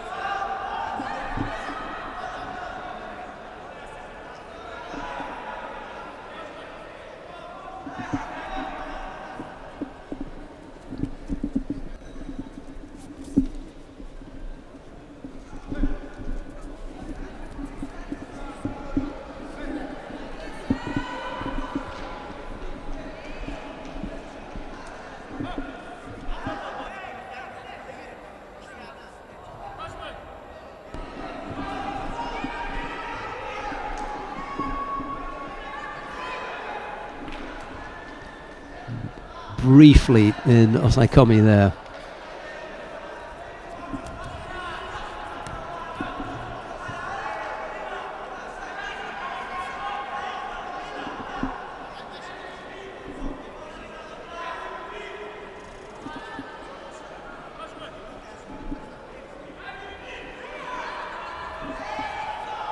Too far away. Neil often refers to the rotation that you need, and it simply wasn't there, was it? Didn't happen.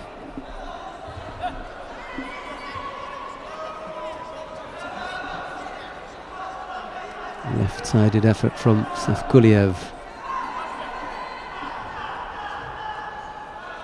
Chen with the Satemi was a bit, it's not the strongest of efforts.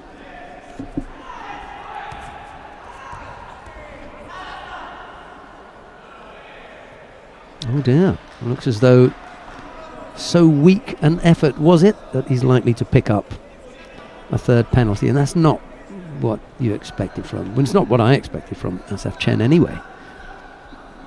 Today simply was not his day. Oh, it's Safguliev who picks up a penalty for just hiding the gi, so Chen lives to fight another day. I thought they were going to give him a penalty for a false attack there. That would have been disaster for the Israeli.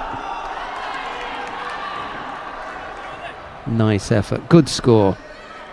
Safguliev beginning to hit the target here.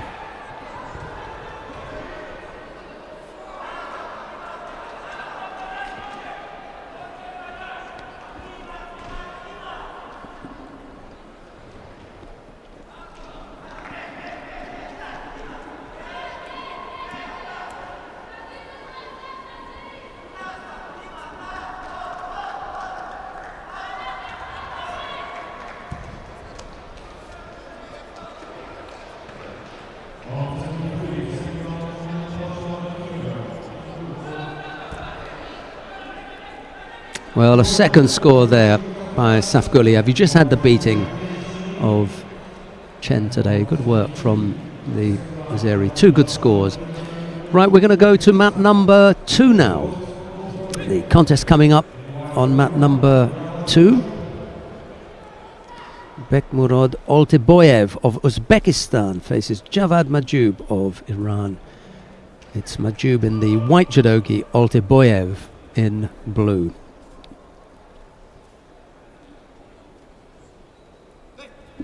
He's been having a good run of things, as Majub just recently. Things going well for him in the plus 100 kilo category.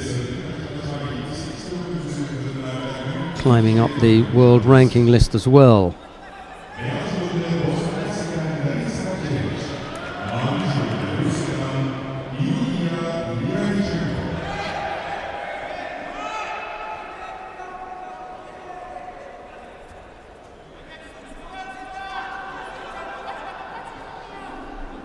'24 in the IJF world ranking list. I think he's worth a little bit more than that.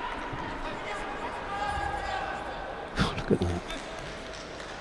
That's not the finish of a fighter who's ranked 24 in the world. He's a bit better than that. He'll be climbing the world ranking as well. That was beautifully executed. Marotis Sianagi, nice and low. Good finish, stayed close to his opponent. We'll have a look here. That is really nicely done. That is a class finish for a big fighter.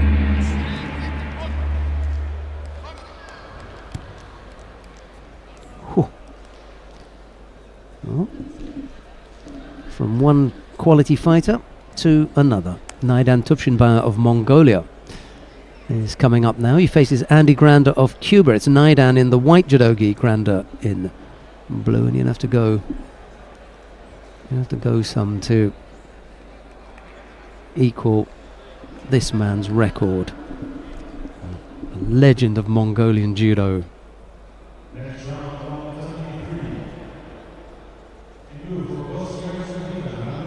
33 years old now, Tufshinbao.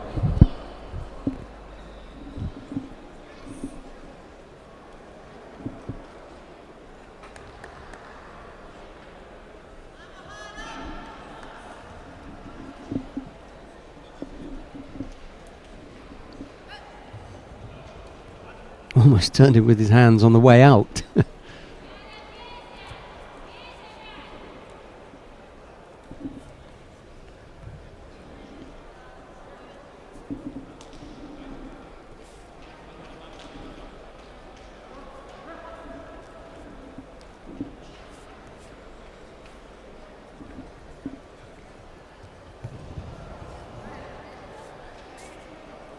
Well, he may be lucky to come up with the score then. No doubt he caught him, but whether or not it was on the scoring part of the body. Anyway, score on the board. Wazzari for Granda. Maybe just a little bit loose there, and the Cuban catching him. Olympic champion back in 2008. Aidan Tushinvar won that gold medal in the under 100 kilo category. And then a silver medal in London. In London he lost out to Tagir Haibulaev of Russia. He was injured in that final, but still went out there.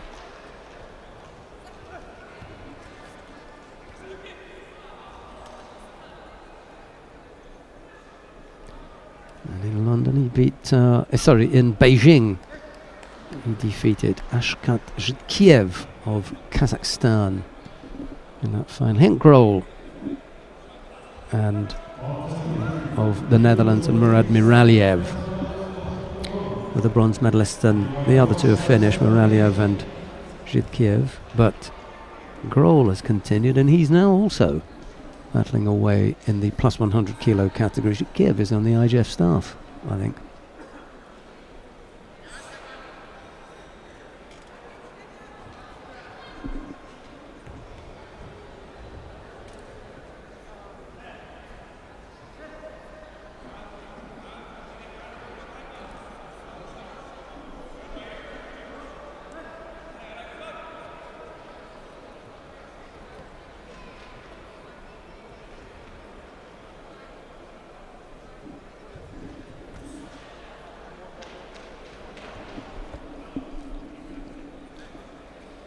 Naidan taking his time here. Granda has picked up 2 penalties, got to be really careful. The third would put him out, despite the fact that he's got the score.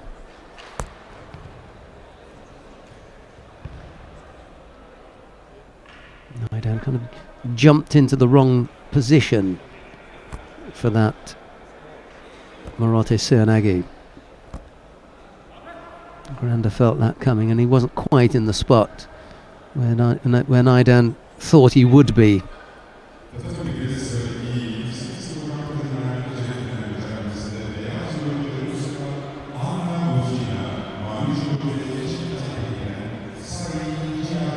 He's beginning to feel a bit of pressure, Granda. Yes, that wasn't a bad effort. A little sit-down Yoko Otoshi from Naidan. It just threatened Granda. Got to come up with another attack here. Can't hang on to that for too long. He gets caught. He's too... There was just no power left in there, and I think Granda catches him here.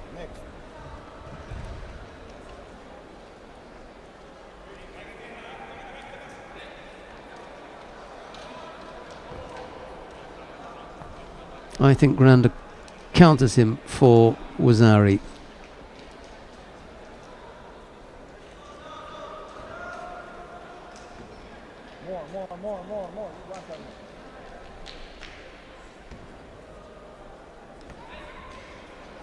Yep, Naidan again. There's always a question mark about Tufshi, about fitness levels and stuff. And on this occasion, I just think he always, it's about whether he's got enough preparation to see him through. Right, coming up on mat number 2 now, Natalie Powell of Great Britain faces Loriana Kuka of Kosovo. It is Powell in the white judogi, Kuka in blue.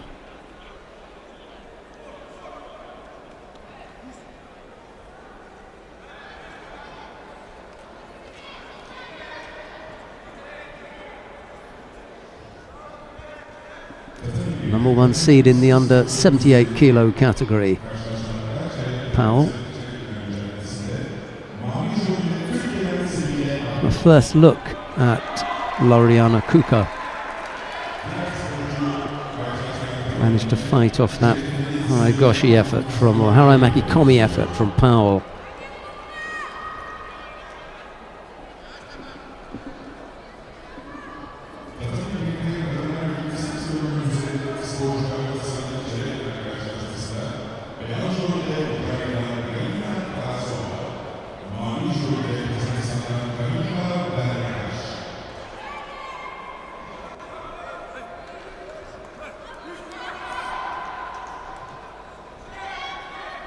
Just needs to get the direction right here, does Natalie Powell.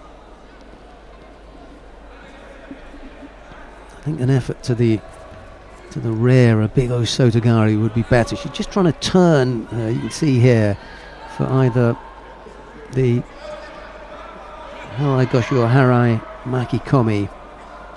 She feels safer with that. You can see that from the body position when she attacks.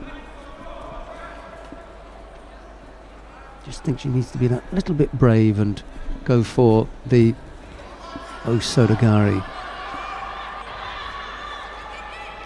Left Ojigari, that's better. Just has to get the top half. Break that balance, pull her towards her. He's been banging away at the Harai Goshi or Harai Maki Komi, and now goes on the other side, this time for a little bit of Ashiwaza, and Kuka comes down onto her front. Just saying that Powell has it in mind to attack Kuka with Harai Maki Komi.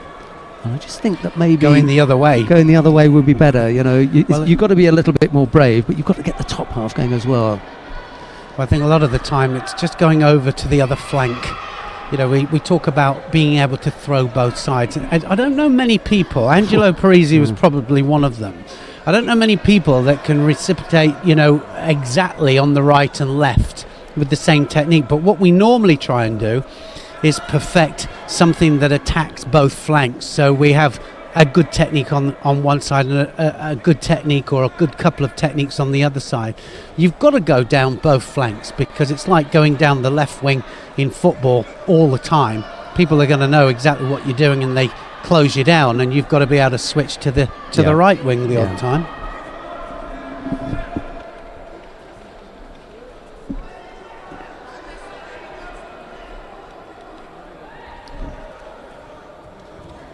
Now, Harai Maki Komi, Natalie Powell very close with that one. Coming up to the last minute of this first 4 minutes. Winner of this goes through to the semi-final. Natalie Powell had a first round bye to take her into this quarter-final. Kuka of Kosovo, she had to fight a first round match against Isik of Turkey. Left to left here, so it normally means that the front leg here will pose the problem. They'll try to wrap themselves around it. They've done exactly that here.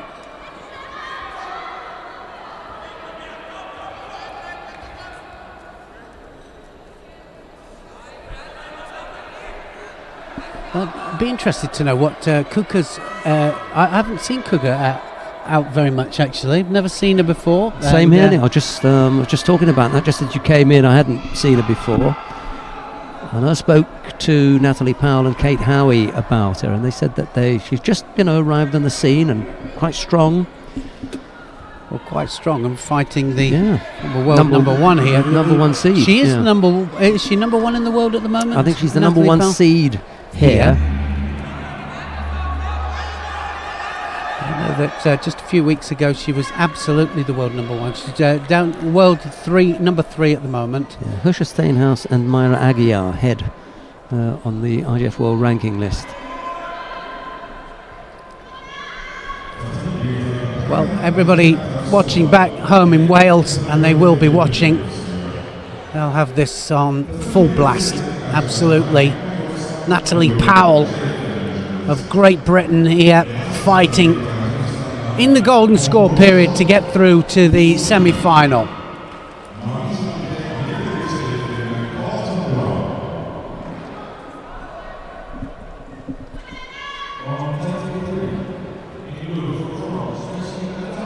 It's going to be the left-to-left situation that's going to cost one of them, and I think that, as we were just saying there, I think the first one that switches to the other flank will be the one that will probably score. Any score here, all three Shidos against. Oh no, Natalie Powell's gone over.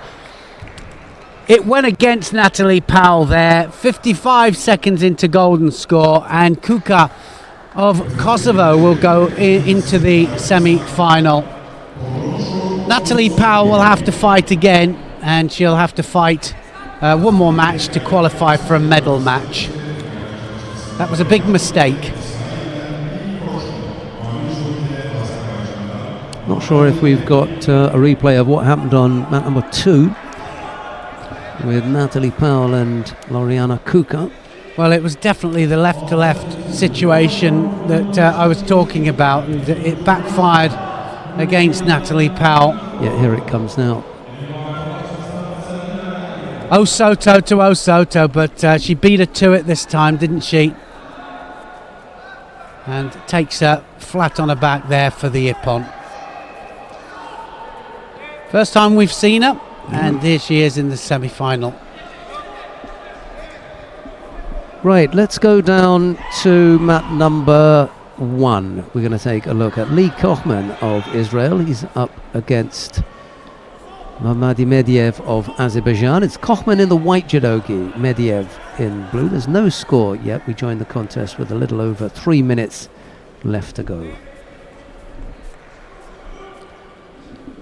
Just to tell you about the Iranian in the under 100 kilo category, Ramin Safavieh. He had a shoulder injury, but he's been off to hospital. He's back now, and it was a subluxation, they call it. It was a movement of the shoulder and put back in. Well, that was very nice of them as well. They came up to and they just came to the other side to here. say Yeah, thank you, didn't they? That was nice. yeah, I'd been out there and probably, overstepped my area of responsibility by taking a look at him and just standing there. And there were 3 or 4 medical staff around. That's a nice Yoko Sutemi waza, isn't it? Well, I'll be interested just to see if that was absolutely. They're going to have a look at that again, all right, just to see where that landed, where he landed when he started the turn, whether he got rotation on it. Now he gets a wazari there, and they decided against it. Yeah, because he went onto his own back. Yeah. It is a fairly clear line now that if you go onto your own back when you execute it, you can't have the score. And I like that. There is an explanation for why it's not a score. It's not an opinion thing, it's a fact. And if he goes onto his back before he executes the turnover, you don't get that score. I like that. That's nice and clear. Nice and clear. A little bit worrying because the referee gave it, of course. But anyway, well, he can tidy that up. He can. He can then say, okay, I need to be just that little bit sharp and remember exactly what that rule is. Yeah.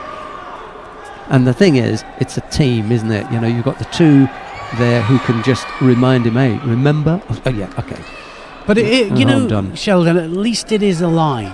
Yeah. So people now know that, because before we didn't have the line, and then there was absolute confusion. You had a 50-50 chance. Opinion. If that had been the final of the Olympic Games, and a 50-50 chance of whether you got it or whether you didn't. At least now we know that you're not going to get it. Good decision there from the top table. 2 penalties up for Kochman.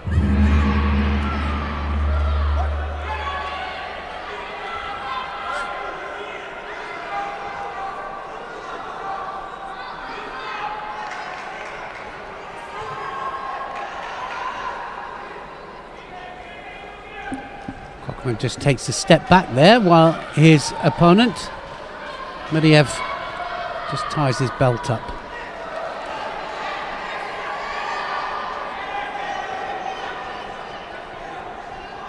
right against left. Look at the extreme left stance there of Medvedev. And Kochman taking a chance there, he really was. I thought Kochman was taking a chance because now, but neither one of them was attacking. So what he's going to do now, the referee is going to give Shido a piece and Kochman is going to come out the worst. And it was Kochman that was stood there as if to say, okay, he's passive and I'm not. But neither one of them attacked. Took a chance on negative judo and he's going to pay the price for it.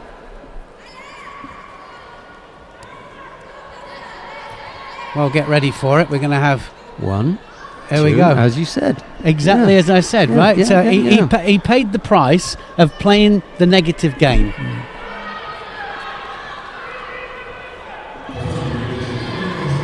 Yeah, I'm disappointed in both Asaf Chen and Lee Kochman today. They haven't been doing the stuff, but that's the way it goes sometimes. Right, mat number 1. Here's your man again, Nemanja Majdov of Serbia. He's up against Rafael Machado of Brazil. This is a really good matchup. Majdov in the white judogi, Machado in blue.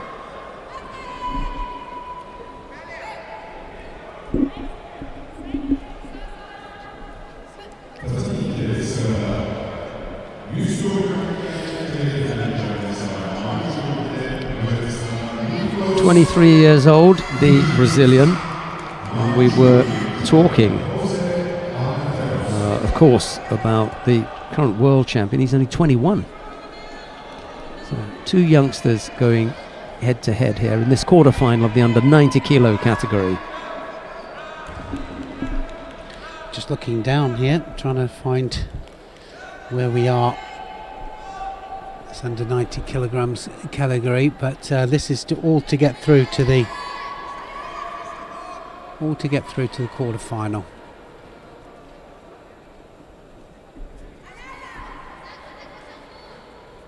Well, no, this is to get through to the semi-final. Sorry, Majdov and Machado. And Machado here just gets a little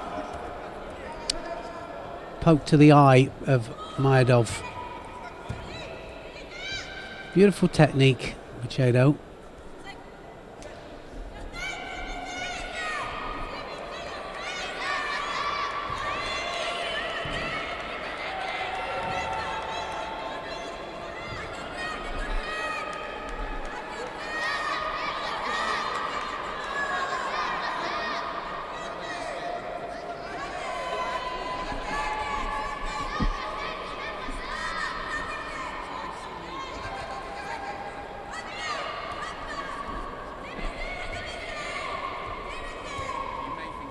Well, very awkward stance there of Majdov. Machado just looking for the right way in here, but dominating the grips.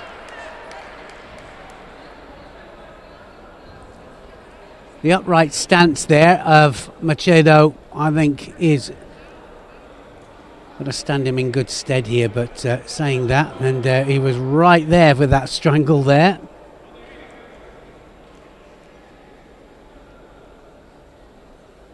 Well, Kokolja, who is the number 1 actually in Serbia, we were talking about it earlier. Number 1 in Serbia, is the world number 1 at the moment, but the guy that won the world championships, Majdov, is number 2 in his country.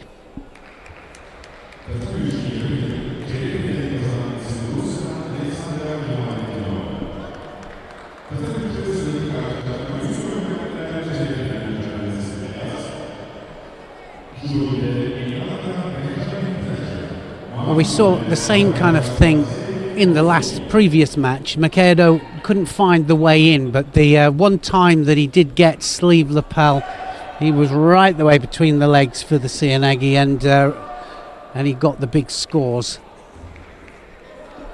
It's just about readjustment. A lot of the time, you have to readjust to the style of your opponent.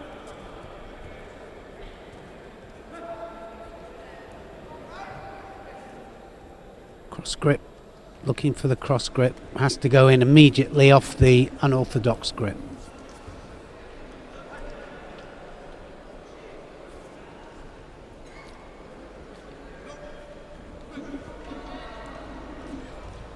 Well, nothing in this one.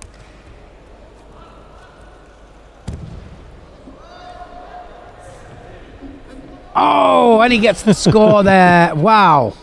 Well, that wasn't far off Ippon either, was it? That might just be changed. And it came from nowhere. There really wasn't a great deal happening there. And just a single opening. And it's a push down. It's not the most attractive, but it does take him over. It's Tewaza, isn't it? At his very best. Gets the Wazari for it, and he just rolled him onto his back.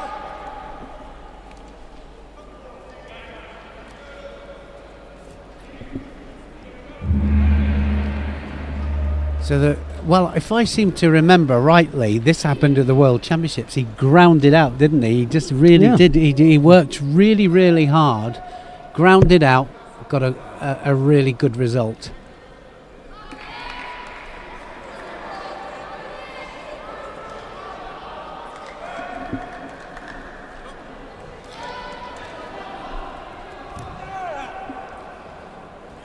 Second penalty up to Machado. Oh, and a nice Ashiwaza there. Did he get the Wazari for that? Don't know quite where he landed there. Well, too much on the front, no score. Beautifully executed Ashiwaza. 8 seconds left on the clock, and he's going for it now, Machado. Madov, well, just how can I waste a few seconds? So he goes through, Madov.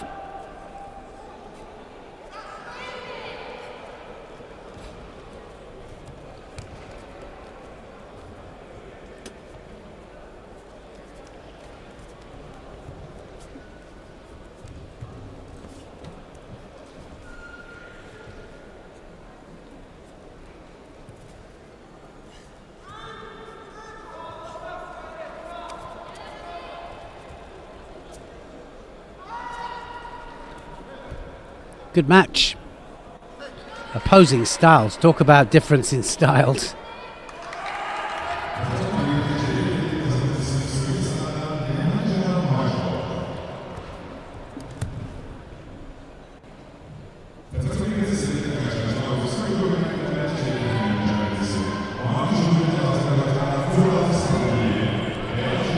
Now just have a little look at what we've got here now with Map 3. I think we'll just go down to Map 3. Let's have a little look at Map 3 where we've got Benjamin Fletcher of Ireland there, Kotsiev of Azerbaijan, his opponent.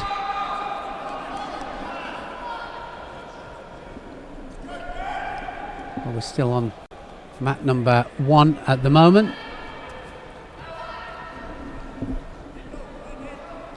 Gantolga of Mongolia is the match here. Sevguliev of Azerbaijan is opponent. We're just about to change now. We're going to go down to mat number 3. Benjamin Fletcher then, who's in white here. And he joined the contest with a little over a minute left to go. Kotsayev has picked up the single score. He leads by Wazari. Fletcher's picked up 2 penalties, but he's the one who is threatening. Here's Neil. Yeah, well, non-stop action, isn't it, from Benjamin Fletcher, and he really will take the fight now in this last 40 seconds to the Azeri.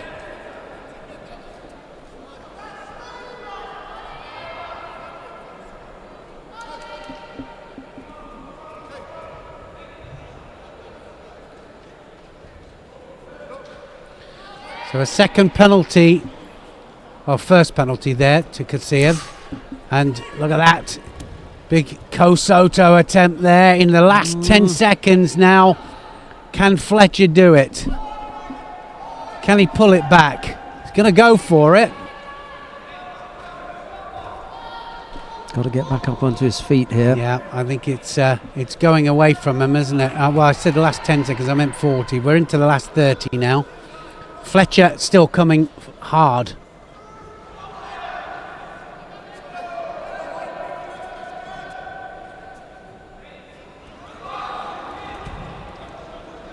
That's not a bad effort at this stage of the contest from Kotsiev. It puts in an attack, he won't get a penalty for either a false attack or passivity.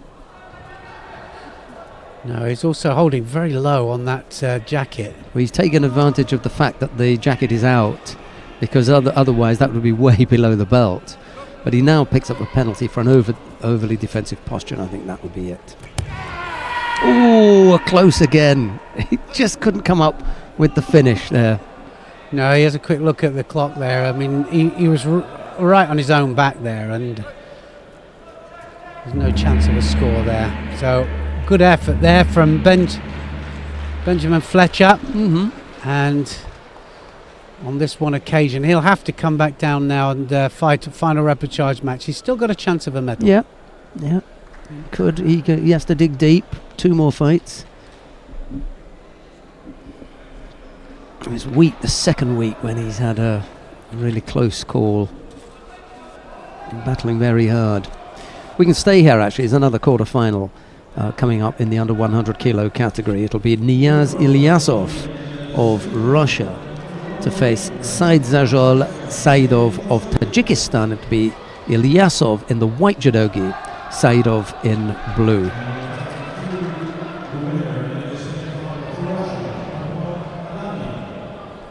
Javad Majoub is going to be on mat 2 shortly. When he comes on, I think we'll go over. Yeah, what's happening? We'll go and watch we? him. He's already thrown beautifully for Ippon this morning. Really, for a heavyweight. I mean, he has such beautiful, nice movement, explosive judo. Yeah, for a big guy. Well, for a heavyweight. Yeah. Because he's not really a big guy. 112, I think he is. Oh, well, he almost went. He went directly onto the arm there, but came off a technique. Ilyasov, he's got some unusual judo, hasn't he?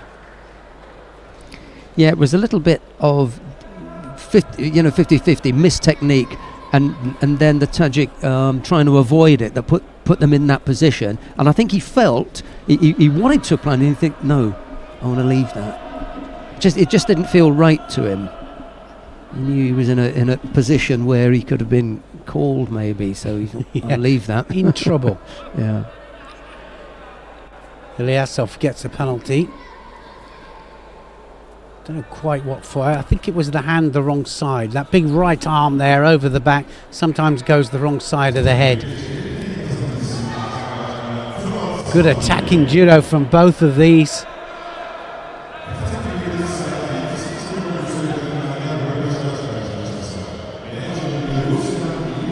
So much power in this fight. I tell you, they're going to get tired really quickly here. They're 1 minute and 7 seconds, I think, into this contest, and it's so physical. Watch them get tired.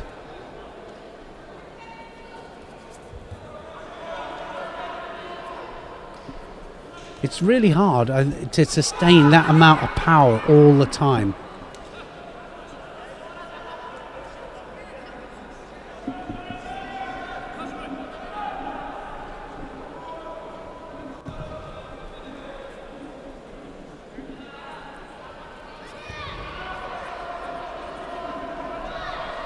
Well, this really could go either way. Both fighters really going for the score. That's nice to see. Trying to get a grip, positive gripping. Good examples of that.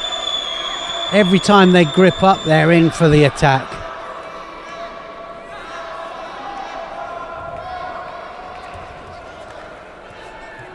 And really, the attacks are going left to right, right to left. Oh, he's dropped into the hold down.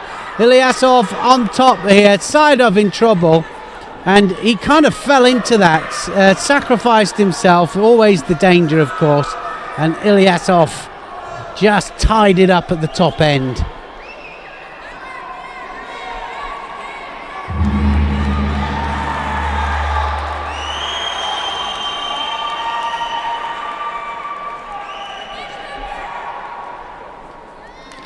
Some players are just, have the knack of being able to snatch whatever's offered to them.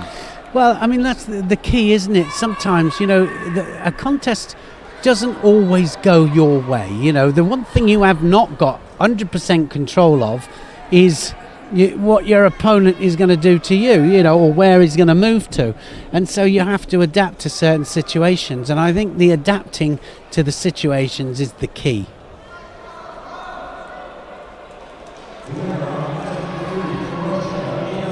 Good performance there, Ilyasov. Now, before we get too involved in what's happening with the upcoming contest on mat number 3, that is Kim. Well, he's the number 2 seed, and we haven't seen him as yet, so we're going to stay here because Kim Sung-min of the Republic of Korea is about to take to mat 3. There he is. He's up against Inal Tasoyev, and having mentioned earlier on the fact that the Russians are looking for a heavyweight, let's have a look and see what Inal Tasoyev has to offer up. It's Kim in the white judogi, Tasoyev in blue, and then when we get a chance we'll go to mat number 2 and have a look at Javad Majub and Andy Granda. They are not there yet.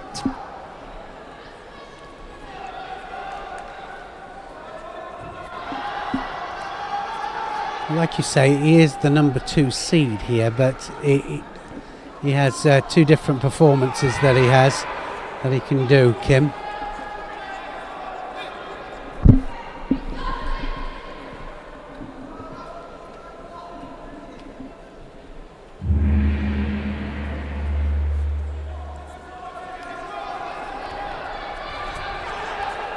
One thing that you can guarantee from Kim, though, he will be trying to throw for Ippon.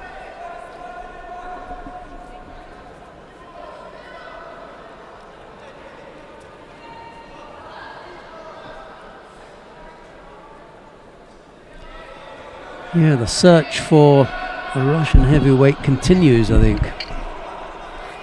Yeah, I mean, you know, gone are the movements, the kind of movements that we used to see with Angelo Parisi and Novikov, you know, Chochishvili, people like that were moving and had fluid Sienagis, you know. I mean, even the great Teddy Riner, you know, we've seen Teddy adapt to situations, but Teddy is a winner. We know that, and you know what I mean? throws. But and he does throw as well.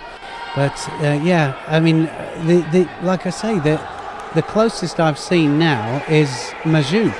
And all the really big throwers have come from 100, you know, for me. Yeah.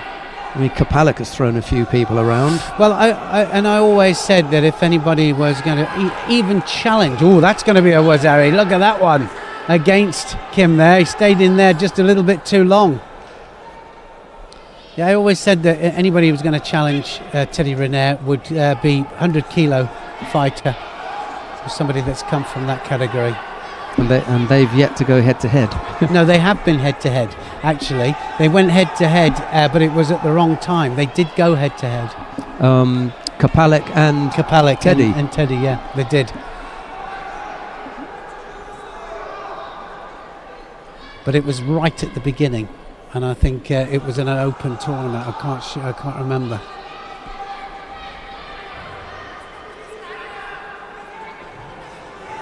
Yeah, check on that because I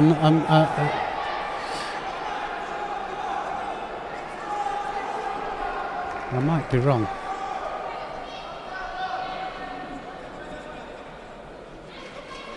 What are they looking at now then? No, they just continue. Tasoyev continues with the lead. Wazari, minute 40 odd left to go. I'm just keeping an eye to see what happens on the adjoining mat because Krakovetsky and Inocencio are still battling away. Kyrgyzstan and the Brazilian are a minute and a half in the goal to score, and it's Krakovetsky who picks up a 3rd penalty on mat number 2. He loses his quarterfinal. He's the number 1 seed as well. Oh dear. Inocencio, I mentioned him this morning as a danger man. Now, if you want to continue watching the contest between Kim Sung-min and Inal Tasoyev, just click on mat number 3 because we want to go down to mat number 2 to have a look at Javad Majub. He's up against Andy Granda of Cuba. It's Majub in the white judogi, Granda in blue. This is one to watch. Here's Neil. Yeah, one for the future. Certainly, we're looking for all-out attacking heavyweights, and this man here in white is one of the up-and-coming great throwers in the heavyweight division. I think he's going to do great things. So already one big Cianagi to win in the previous round, the last 16 round. Majub and Granda both get penalised for not attacking, not gripping up.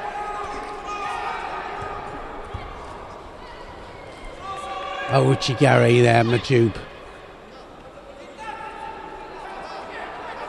Big, strong grip. Physically, the Iranians look so physically strong.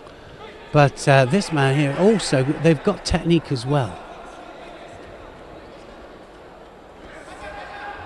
Look at the strong sleeve grip that he has here, Majub, and already you can see the Granda, his head's starting to go down, and I think that he gets the second penalty because of that. He really can't just get his head up. But let's hope that we see a big attack.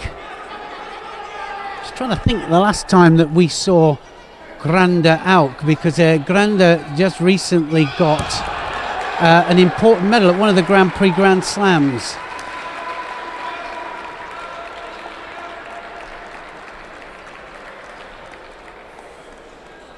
Well, just to let you know that that Kim Sung-min is now out. To say of Russia threw him for another technique there for the Ippon, and it's all over for him.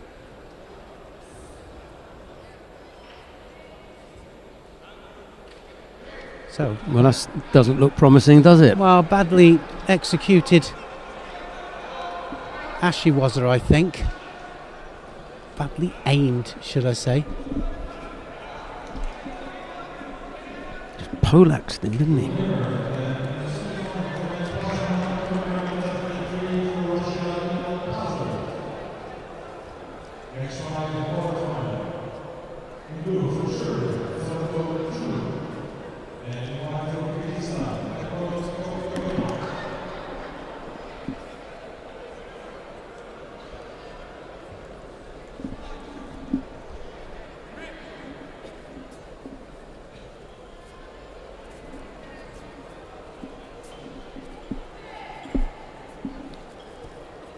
So off they go again. Majub just looking for that opening for Jock Cianagi on the left here. But you can see the Granda absolutely waiting for it.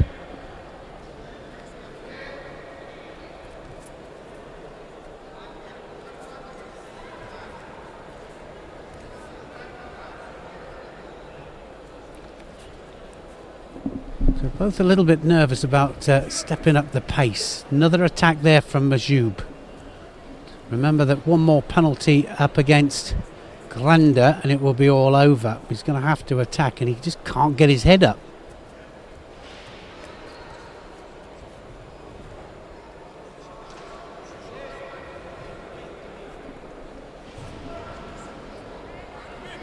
Two feet went out there. It's either a push or a step out, and it might be all over. So it's going to go against Granda there. Got caught on the edge, and it's going to be a tactical match, tactical win there for Majub. He'll go through to the semi-final.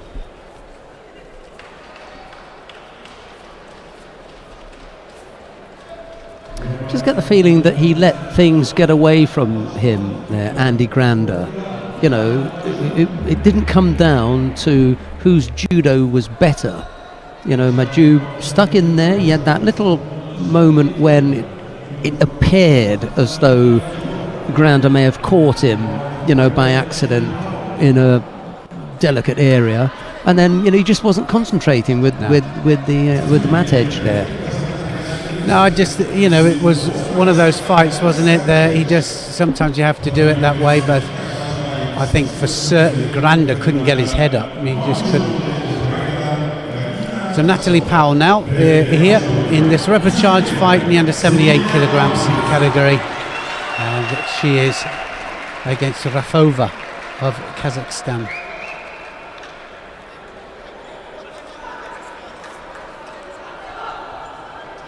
Well, the previous fight, the quarterfinal, just went away from her, didn't it? It was left to left. Oh, she nearly went over there.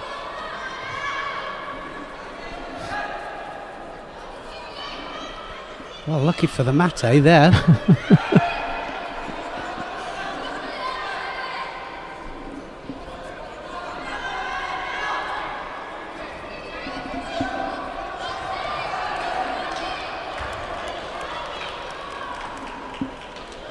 Now she's got to go. Arm rounds, got to go in.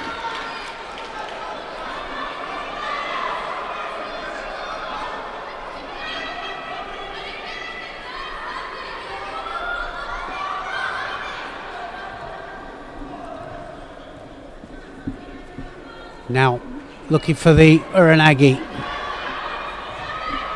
She's pulling her in every time, and she's got to just be a tad careful of that. Falling behind on attacks as well. Natalie Powell gets a Shido.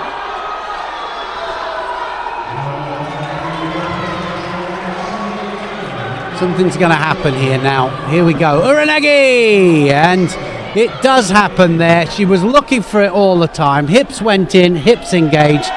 Natalie Powell of Great Britain will be fighting for third place and another medal in a Grand Prix Grand Slam in the World Grand Prix. What's the word I'm looking for? You lost me. Me too. Lost myself. Okay. Right, let's have a look and see who we've got. We're going to stay on mat number 2 anyway, because we've got a semi-final in the under 78 kilo category coming up. World Tour. World I was Tour. looking There for. you go. It's quite easy, wasn't it? It wasn't a big one to forget.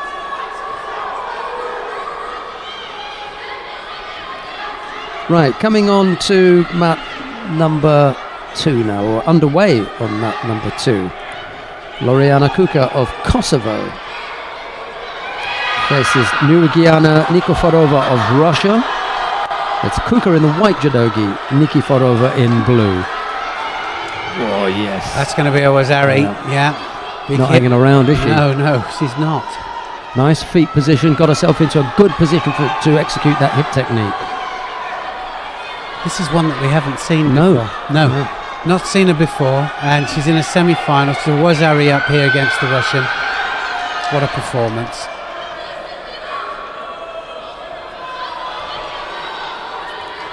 Somebody asked me actually, how does that happen that somebody, I mean, because for most people, they'll come through the juniors, then they'll be fed into this level of competition and see how they do, build up a bit of, and then some people just come straight in and perform against former world Olympic champions immediately. Well, she's only 21, and what's happened is her background has been at the level below our radar. If our radar begins at Grand Prix level, this is the first time that we see them, then, if they've been doing World Cups or European Opens and that sort of thing, especially junior things, then we won't have come across them. So this is the first outing for her at an IJF Judo World Tour event.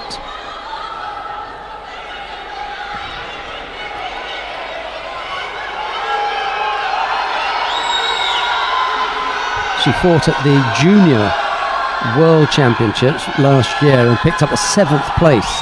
So, that really is the first time that they come on our radar. Well, certainly fighting well here. Controlling the grip, got a good sleeve grip there. Russian can't really do much from there. Nikiforova will have to take the initiative halfway through the contest.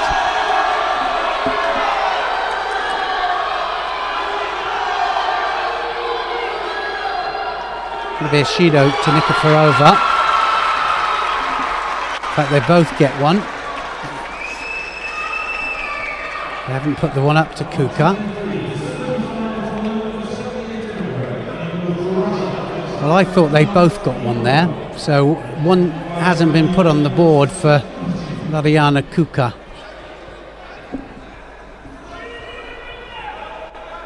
Kosodagaki effort almost got turned. Maybe just lacking a little bit of experience, but she's definitely got some bite.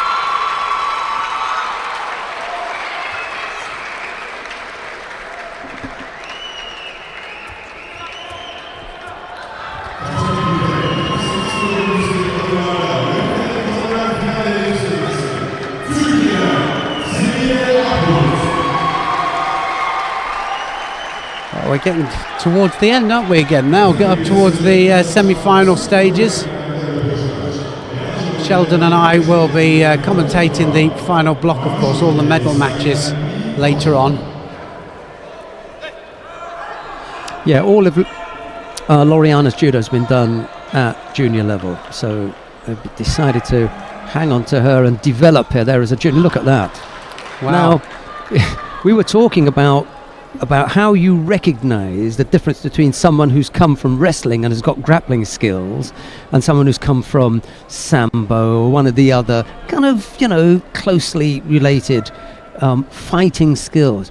That's got nothing to do with anything except judo. Yeah, it was beautiful Uchimata, wasn't it? Right the way over the top, and we're going to see it.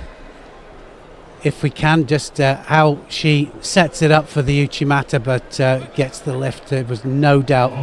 Have a look at the setup there. Beautiful off the support leg. Support leg actually was quite a way out. Way away, yeah. It was. But she's got big, long legs, rangy movement, and she just pulls her in, doesn't she? Never loses contact with her, got hip and leg all involved there, and that pull, despite the fact that, as Neil said, technically, the support leg is too far away. You'd want that, a little bit closer, better placed. But hey, strong enough to pull it off. Right, we've got repechage contests up and down the arena, apart from mat number 3. So let's go down to mat number 3 to have a look at Anastasia Turchin of Ukraine. She's on the mat now. We join the contest with a little over 2 minutes left to go. A semi-final match as well in this under 78 kilos category. Penalty second penalty goes up to Genova.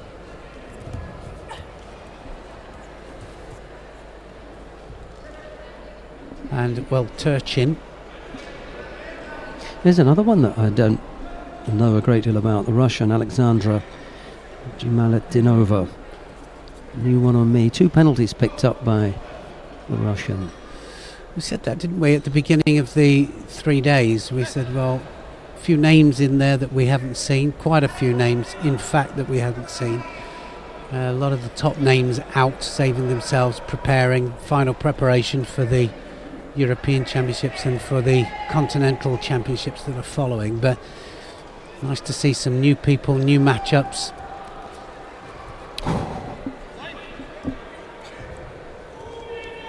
Oh, maybe a little bit casual there. Yeah, just a little bit. Turchin, and then getting caught. There's Ari against her. 2 penalties picked up by the Russian. That's going to be the problem for her now. Remaining penalty free in this last minute, because Turchin is going to be up and straight at her now. She wants a place in that final. She can't let this one go begging, having already seen Natalie Powell, the number 1 seed, come out. That would have been her biggest rival. Genova, she's just hanging on, isn't she? Looking for the juji. Needs to go onto the arm though to do it.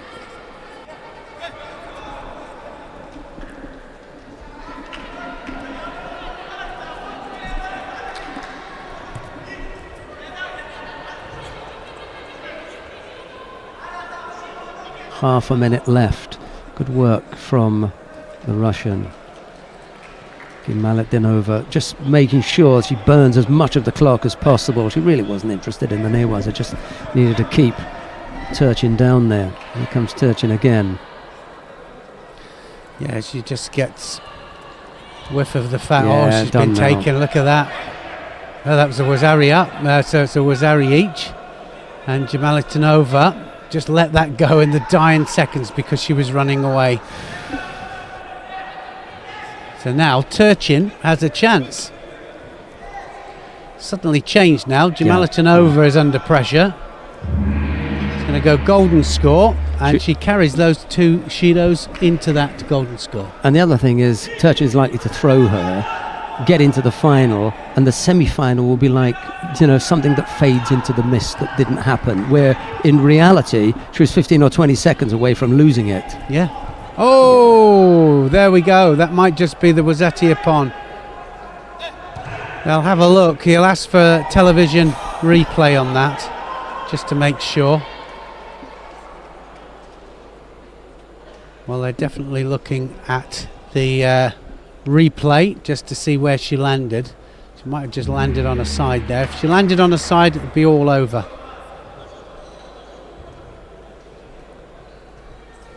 "17 seconds off winning that match."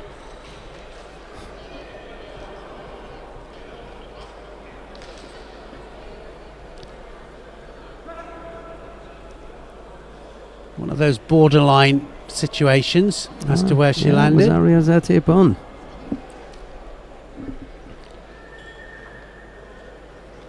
There must be a better angle, because from this one it doesn't look that great, does it? Look. No, you can't really see. So, she had control of the arm, and normally it's whether the arm is pulled inwards. So we might just see it from this angle now.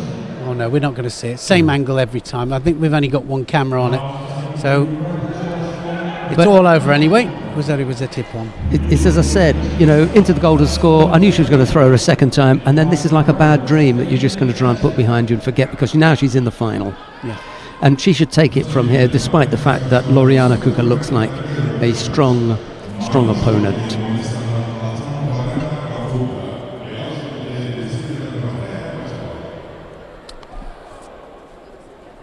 Well, Fletcher of Ireland here up against Saidov of Tajikistan.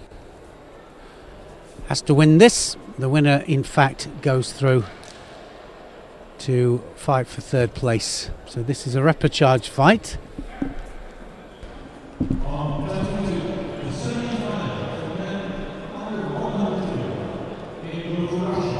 This is the other angle.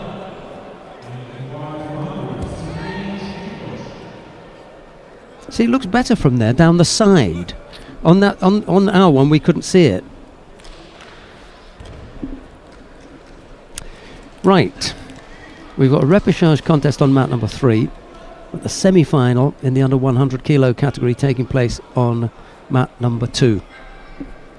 Mat number 2 it is. Let's just move over to mat number 2. Let's take a look at Serienex Miklos of Hungary. He faces Arman Adamian of Russia. It's Serienex in the white judogi, Adamian in blue. If you want to watch the contest with Ben Fletcher, just click on number 3 and you can go down there and see that. Mat number 1 is the repechage contest between Rafael Macedo and Gantolga Altenbanger, but we're looking at the semi-final. It's the number 1 seed, Serienex Miklos in the white judogi and Arman Adamian in blue. Just plugs away Serienex, doesn't he? He's really not flashy. No, he's not. But he does get the results.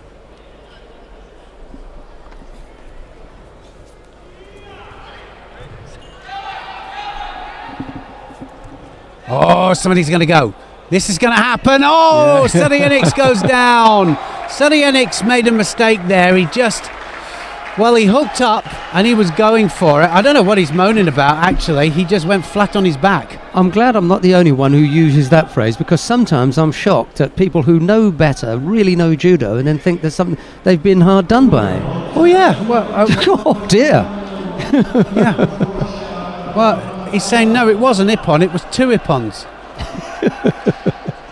Oh, Uchigari, it was just well taken, wasn't it? Yeah, he's going to see it on the big screen now. Let's look at his reaction.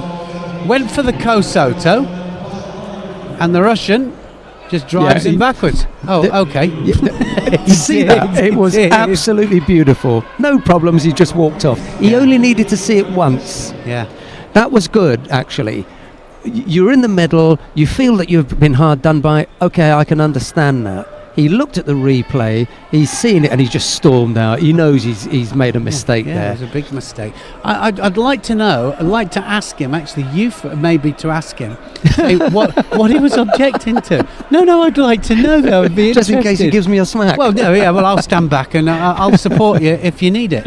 We've got Luri Krakowecki in the white judogi against Andy Grander of Kibra in blue. I will, and you know that's the kind of thing that I like to do. I like to hear it from the fighters. What was it, or from the coach? What was it that you didn't like about that? And I absolutely know now from his reaction that he said, no, I thought that I turned him, or that it was my technique first of all, but I only needed to see it once. And you could see his reaction. He stood there, look, and then he turned away. Yeah, he did.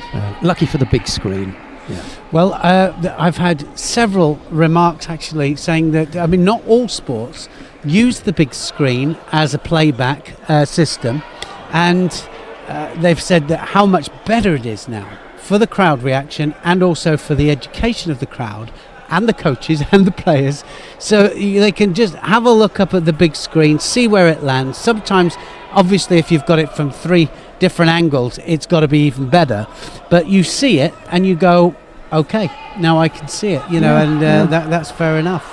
Our IT chief has been very strong about engaging not just about those two groups, engaging the fighters and the fans, so the fans are aware of when there's a change in the decision, the process, and having a looking up there. And then just 9 times out of 10, when the fans and the players see it, they say, okay, I agree. Yes.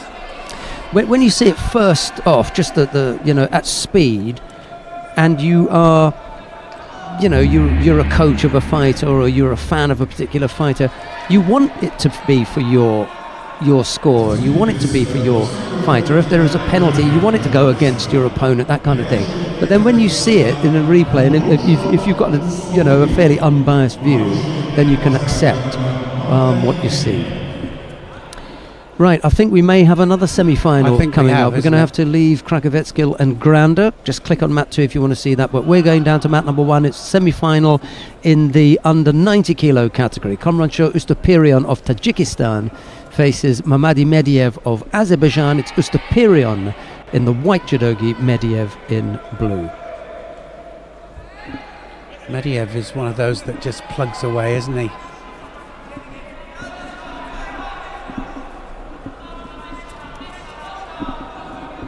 Big throw up, said that, and big Ashiwaza there from Ustupirion there.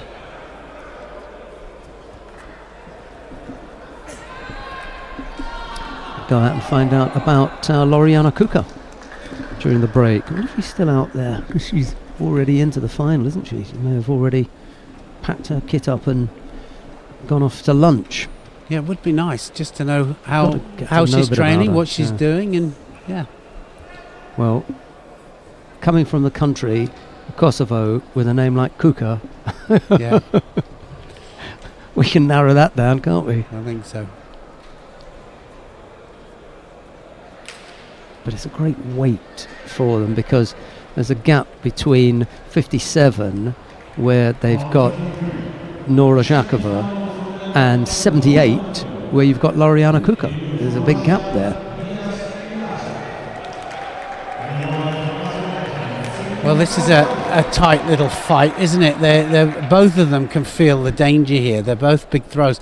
I think that once they hook up, that we're going to see a major technique here. They're going to get Shido any second now, because it's really, I don't want to grip up.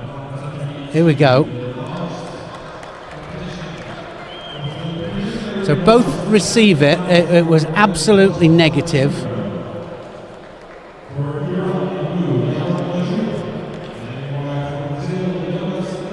Ustupirion tries the first Cianagi.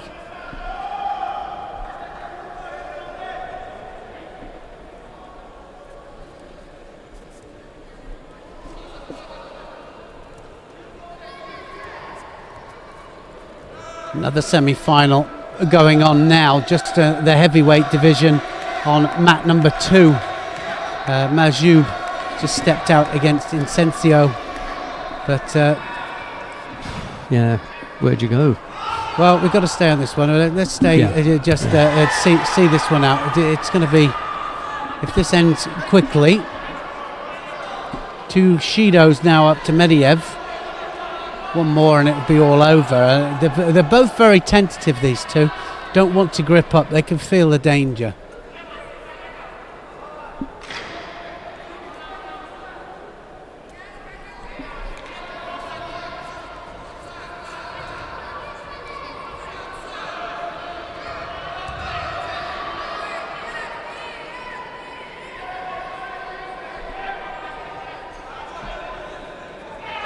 Cianagi, that was the first time he'd gone right the way in there. Astapirian disappeared between the legs of Medvedev. Tries again.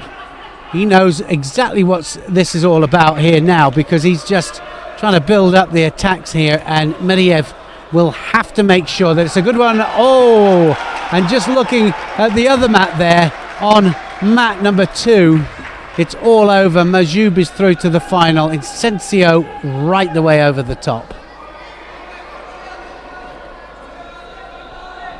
Second final in a row. Is it on the big screen again with the Murat Cianagi? That's his go-to, isn't it? Look at the drive he gets there. Yeah, incredible athleticism from the Iranian.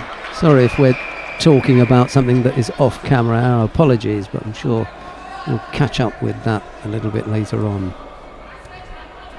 Right, so that brings us to an end on mat 2. We can concentrate on these 2 mats now. We've got one more contest to follow here. I think we're going to stay here, Neil, because after Ustapirian and Medvedev, we've got Maidov and Safguliev. So we'll probably end up staying here. There may be a bit of a hangover from the plus 100 kilo category. We may be able to see either Kim Sung-min and Zarko Chulam, or possibly Inal Tasoyev or Bektal Togonov. We'll see anyway. We've got some judo left. Yes, tight match here, isn't it? Ostapirian.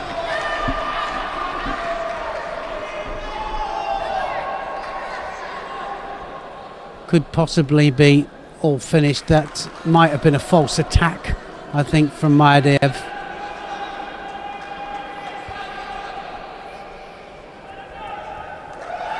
So he does get it, and Ostapirian will go through to the final. Medvedev will have to come back down for a bronze medal match, fight for 3rd place.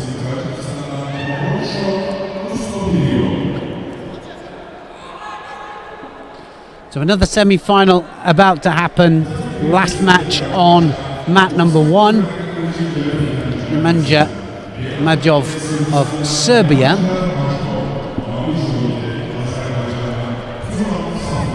and Tural Safguliev of Azerbaijan. That red back patch always catches your eye, you know? Well, it catches mine anyway. Yes, it did catch my eye then.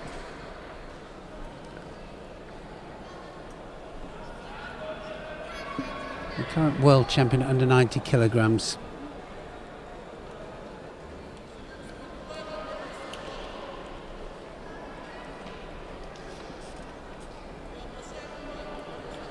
So he really is a grafter, Medvedev. He just plugs away, does exactly what he needs to do, does enough.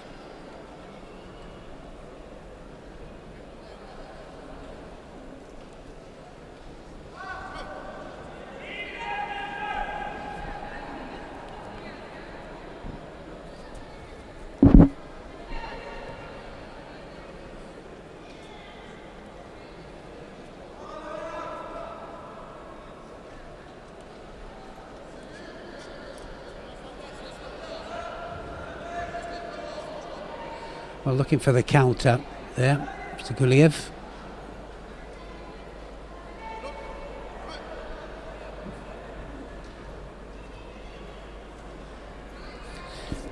That would be interesting as well, just to find out where Maradov has been for the last 3 months.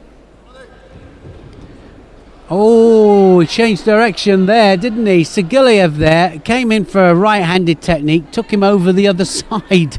Gets a Wazari.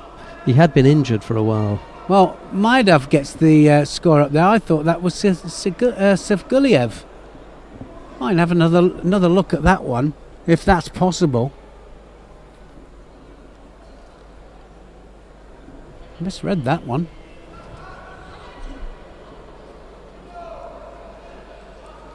Yeah, they'll bring up that replay for us. There's plenty of time for Savguliev to come back into this.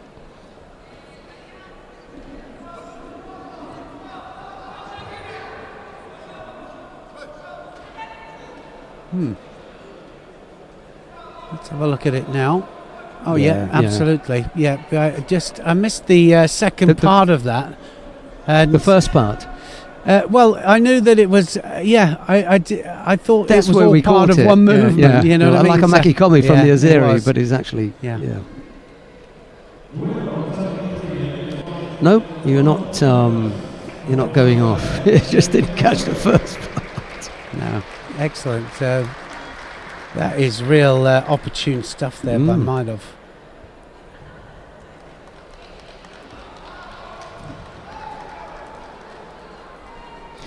You're right, though. He just grinds it out, doesn't he? Finds a way to win.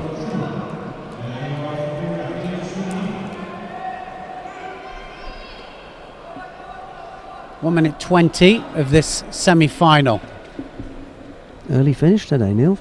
Yeah, +1. well it is, isn't Oh, it? And another that's turn. It's all over. He's in the final there, Maidov. On both occasions, when Savguliev has looked to attack him, he's felt it and he's turned him over. Yeah, a real good feeling and a really good performance. That was an excellent performance, wasn't it, from Maidov?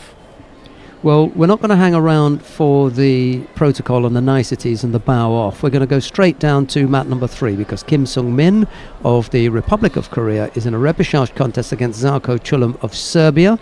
That is Maidov's teammate. Kim in the white judogi, Chulum in blue, joined the contest with only half a minute gone. It's Kim in the white judogi, Chulum in blue, and here is Neil Adams.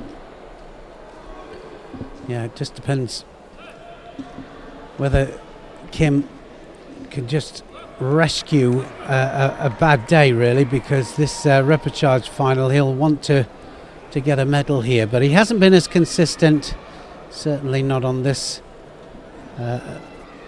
Olympic run, as he was up till Brazil. There was one stage where we really thought that Kim was going to be a real threat to Teddy Riner. Yeah. It never really happened, did it? And then Teddy Riner just had his number. Did a huge uchimata on Kim in the Paris tournament that time. Remember, it was on all sorts of magazine fronts and different things like that. He just, and he's a huge man, Kim. Huge. Do you know that saying, if at first you don't succeed, try again? I think I'm going to rework that as far as Riner and the heavyweight division is concerned. If on your own you cannot succeed, try one big opponent after another. I think it's the only way that Teddy can be beat. It is.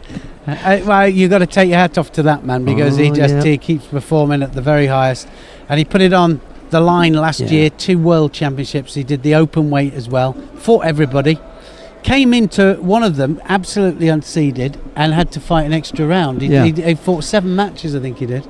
I like to look at this question as well. If you think someone may not be an expert, how many questions do you have to ask them where they answer absolutely correctly before you change your opinion? 1, 2, 3, 4. By the time they've answered all 4 correctly, you begin to think, this person may know what they're talking about. Yeah. They don't have to go to any notes. They don't have to look at things, and they give you absolutely the right answer. You think, I think they know what they're talking about. So for me, I'm convinced now that Teddy Riner, not just the best now, He's the real deal. No, he is. he's the real deal. He's the best heavyweight I've ever seen. Yeah. And I never believed that before, because I always thought I had seen someone in the past who was better. Teddy Riner, over a decade, has beaten all and everyone that every single nation on the planet has sent. How could you go against that? That was terrific work from Kim there. Look at that. Yeah, you can't do any more than that, can you? And that was a really nice technique from Kim. So every question that has been posed to Teddy, he's come up with the answer. Every time they say, okay, beat this one, or beat that one, or do this, or do that, he said, okay, then send who you want. I don't care who you send, from whichever country you send. I don't care how many you send. I'm going to beat them all. It's 10 years now. Is it? Or no, it's 8. 8 years since he last suffered a defeat. It was in Tokyo in the open weight, when he lost to Kamikawa Daiki.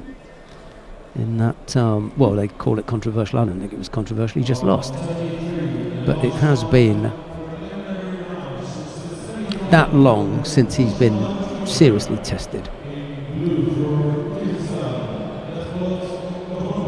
Right, we've got one more contest to come. It's the semi-final in the plus 100 kilo category. The winner of this will face Javad Majoub of Iran in the final.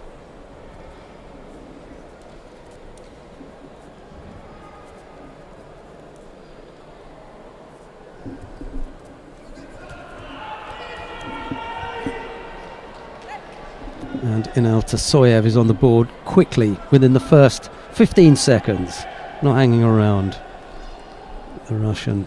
Who was it that Tasoyev beat earlier on? It was Kim. Going to be all wasn't it? over. Look at Oi. that. That's all over within 30 seconds.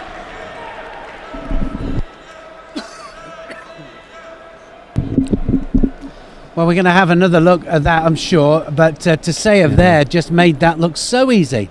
Bekpolat Toktoganov was not in it. Look, 3:35 left on the clock. He's only needed, half a minute to sort him out. Niyaz Ilyasov is limping just a few feet away from us. That doesn't look good. Well, no, especially as he's got to fight another fight. And, wow, 2 Russians in the final.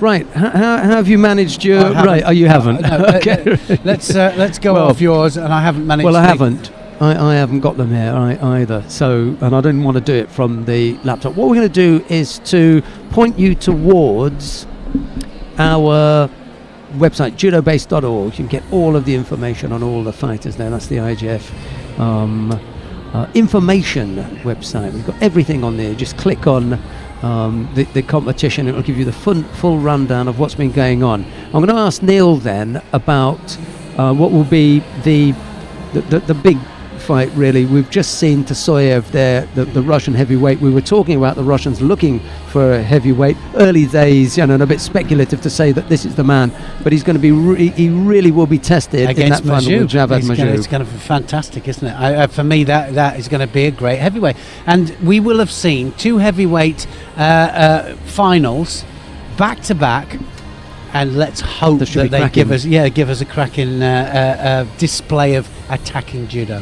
One bit of news I think I can tell you now is that Javad Majoub from Iran is on a 2-week little tour. He was in Tbilisi last week. He lost to Guram Tushishvili in the final, and in between these 2 contests, he received news that his wife had given birth to their first child. He's had a little early. He hasn't seen her yet, so he's showing us some pictures last night of his little baby and said, I haven't seen my baby yet, but after this there I'm going straight Wonderful. home. So Nice. good news for Javad Majoub. He's a new dad, so good luck to him when he gets home, and good luck in the final later on. We've got a few hours now, and we'll be back with you at 4 o'clock local time, 2 o'clock GB UK time, and it's going to be more judo action, and we're looking forward to the final match of these championships, being the heavyweight, and seeing Majub out there going for it again against a new Russian, and it's a good one. Could be a happy dad, couldn't it? Yeah, Absolutely. happy times. But from Neil Adams and myself, it's bye-bye for now. Bye for now.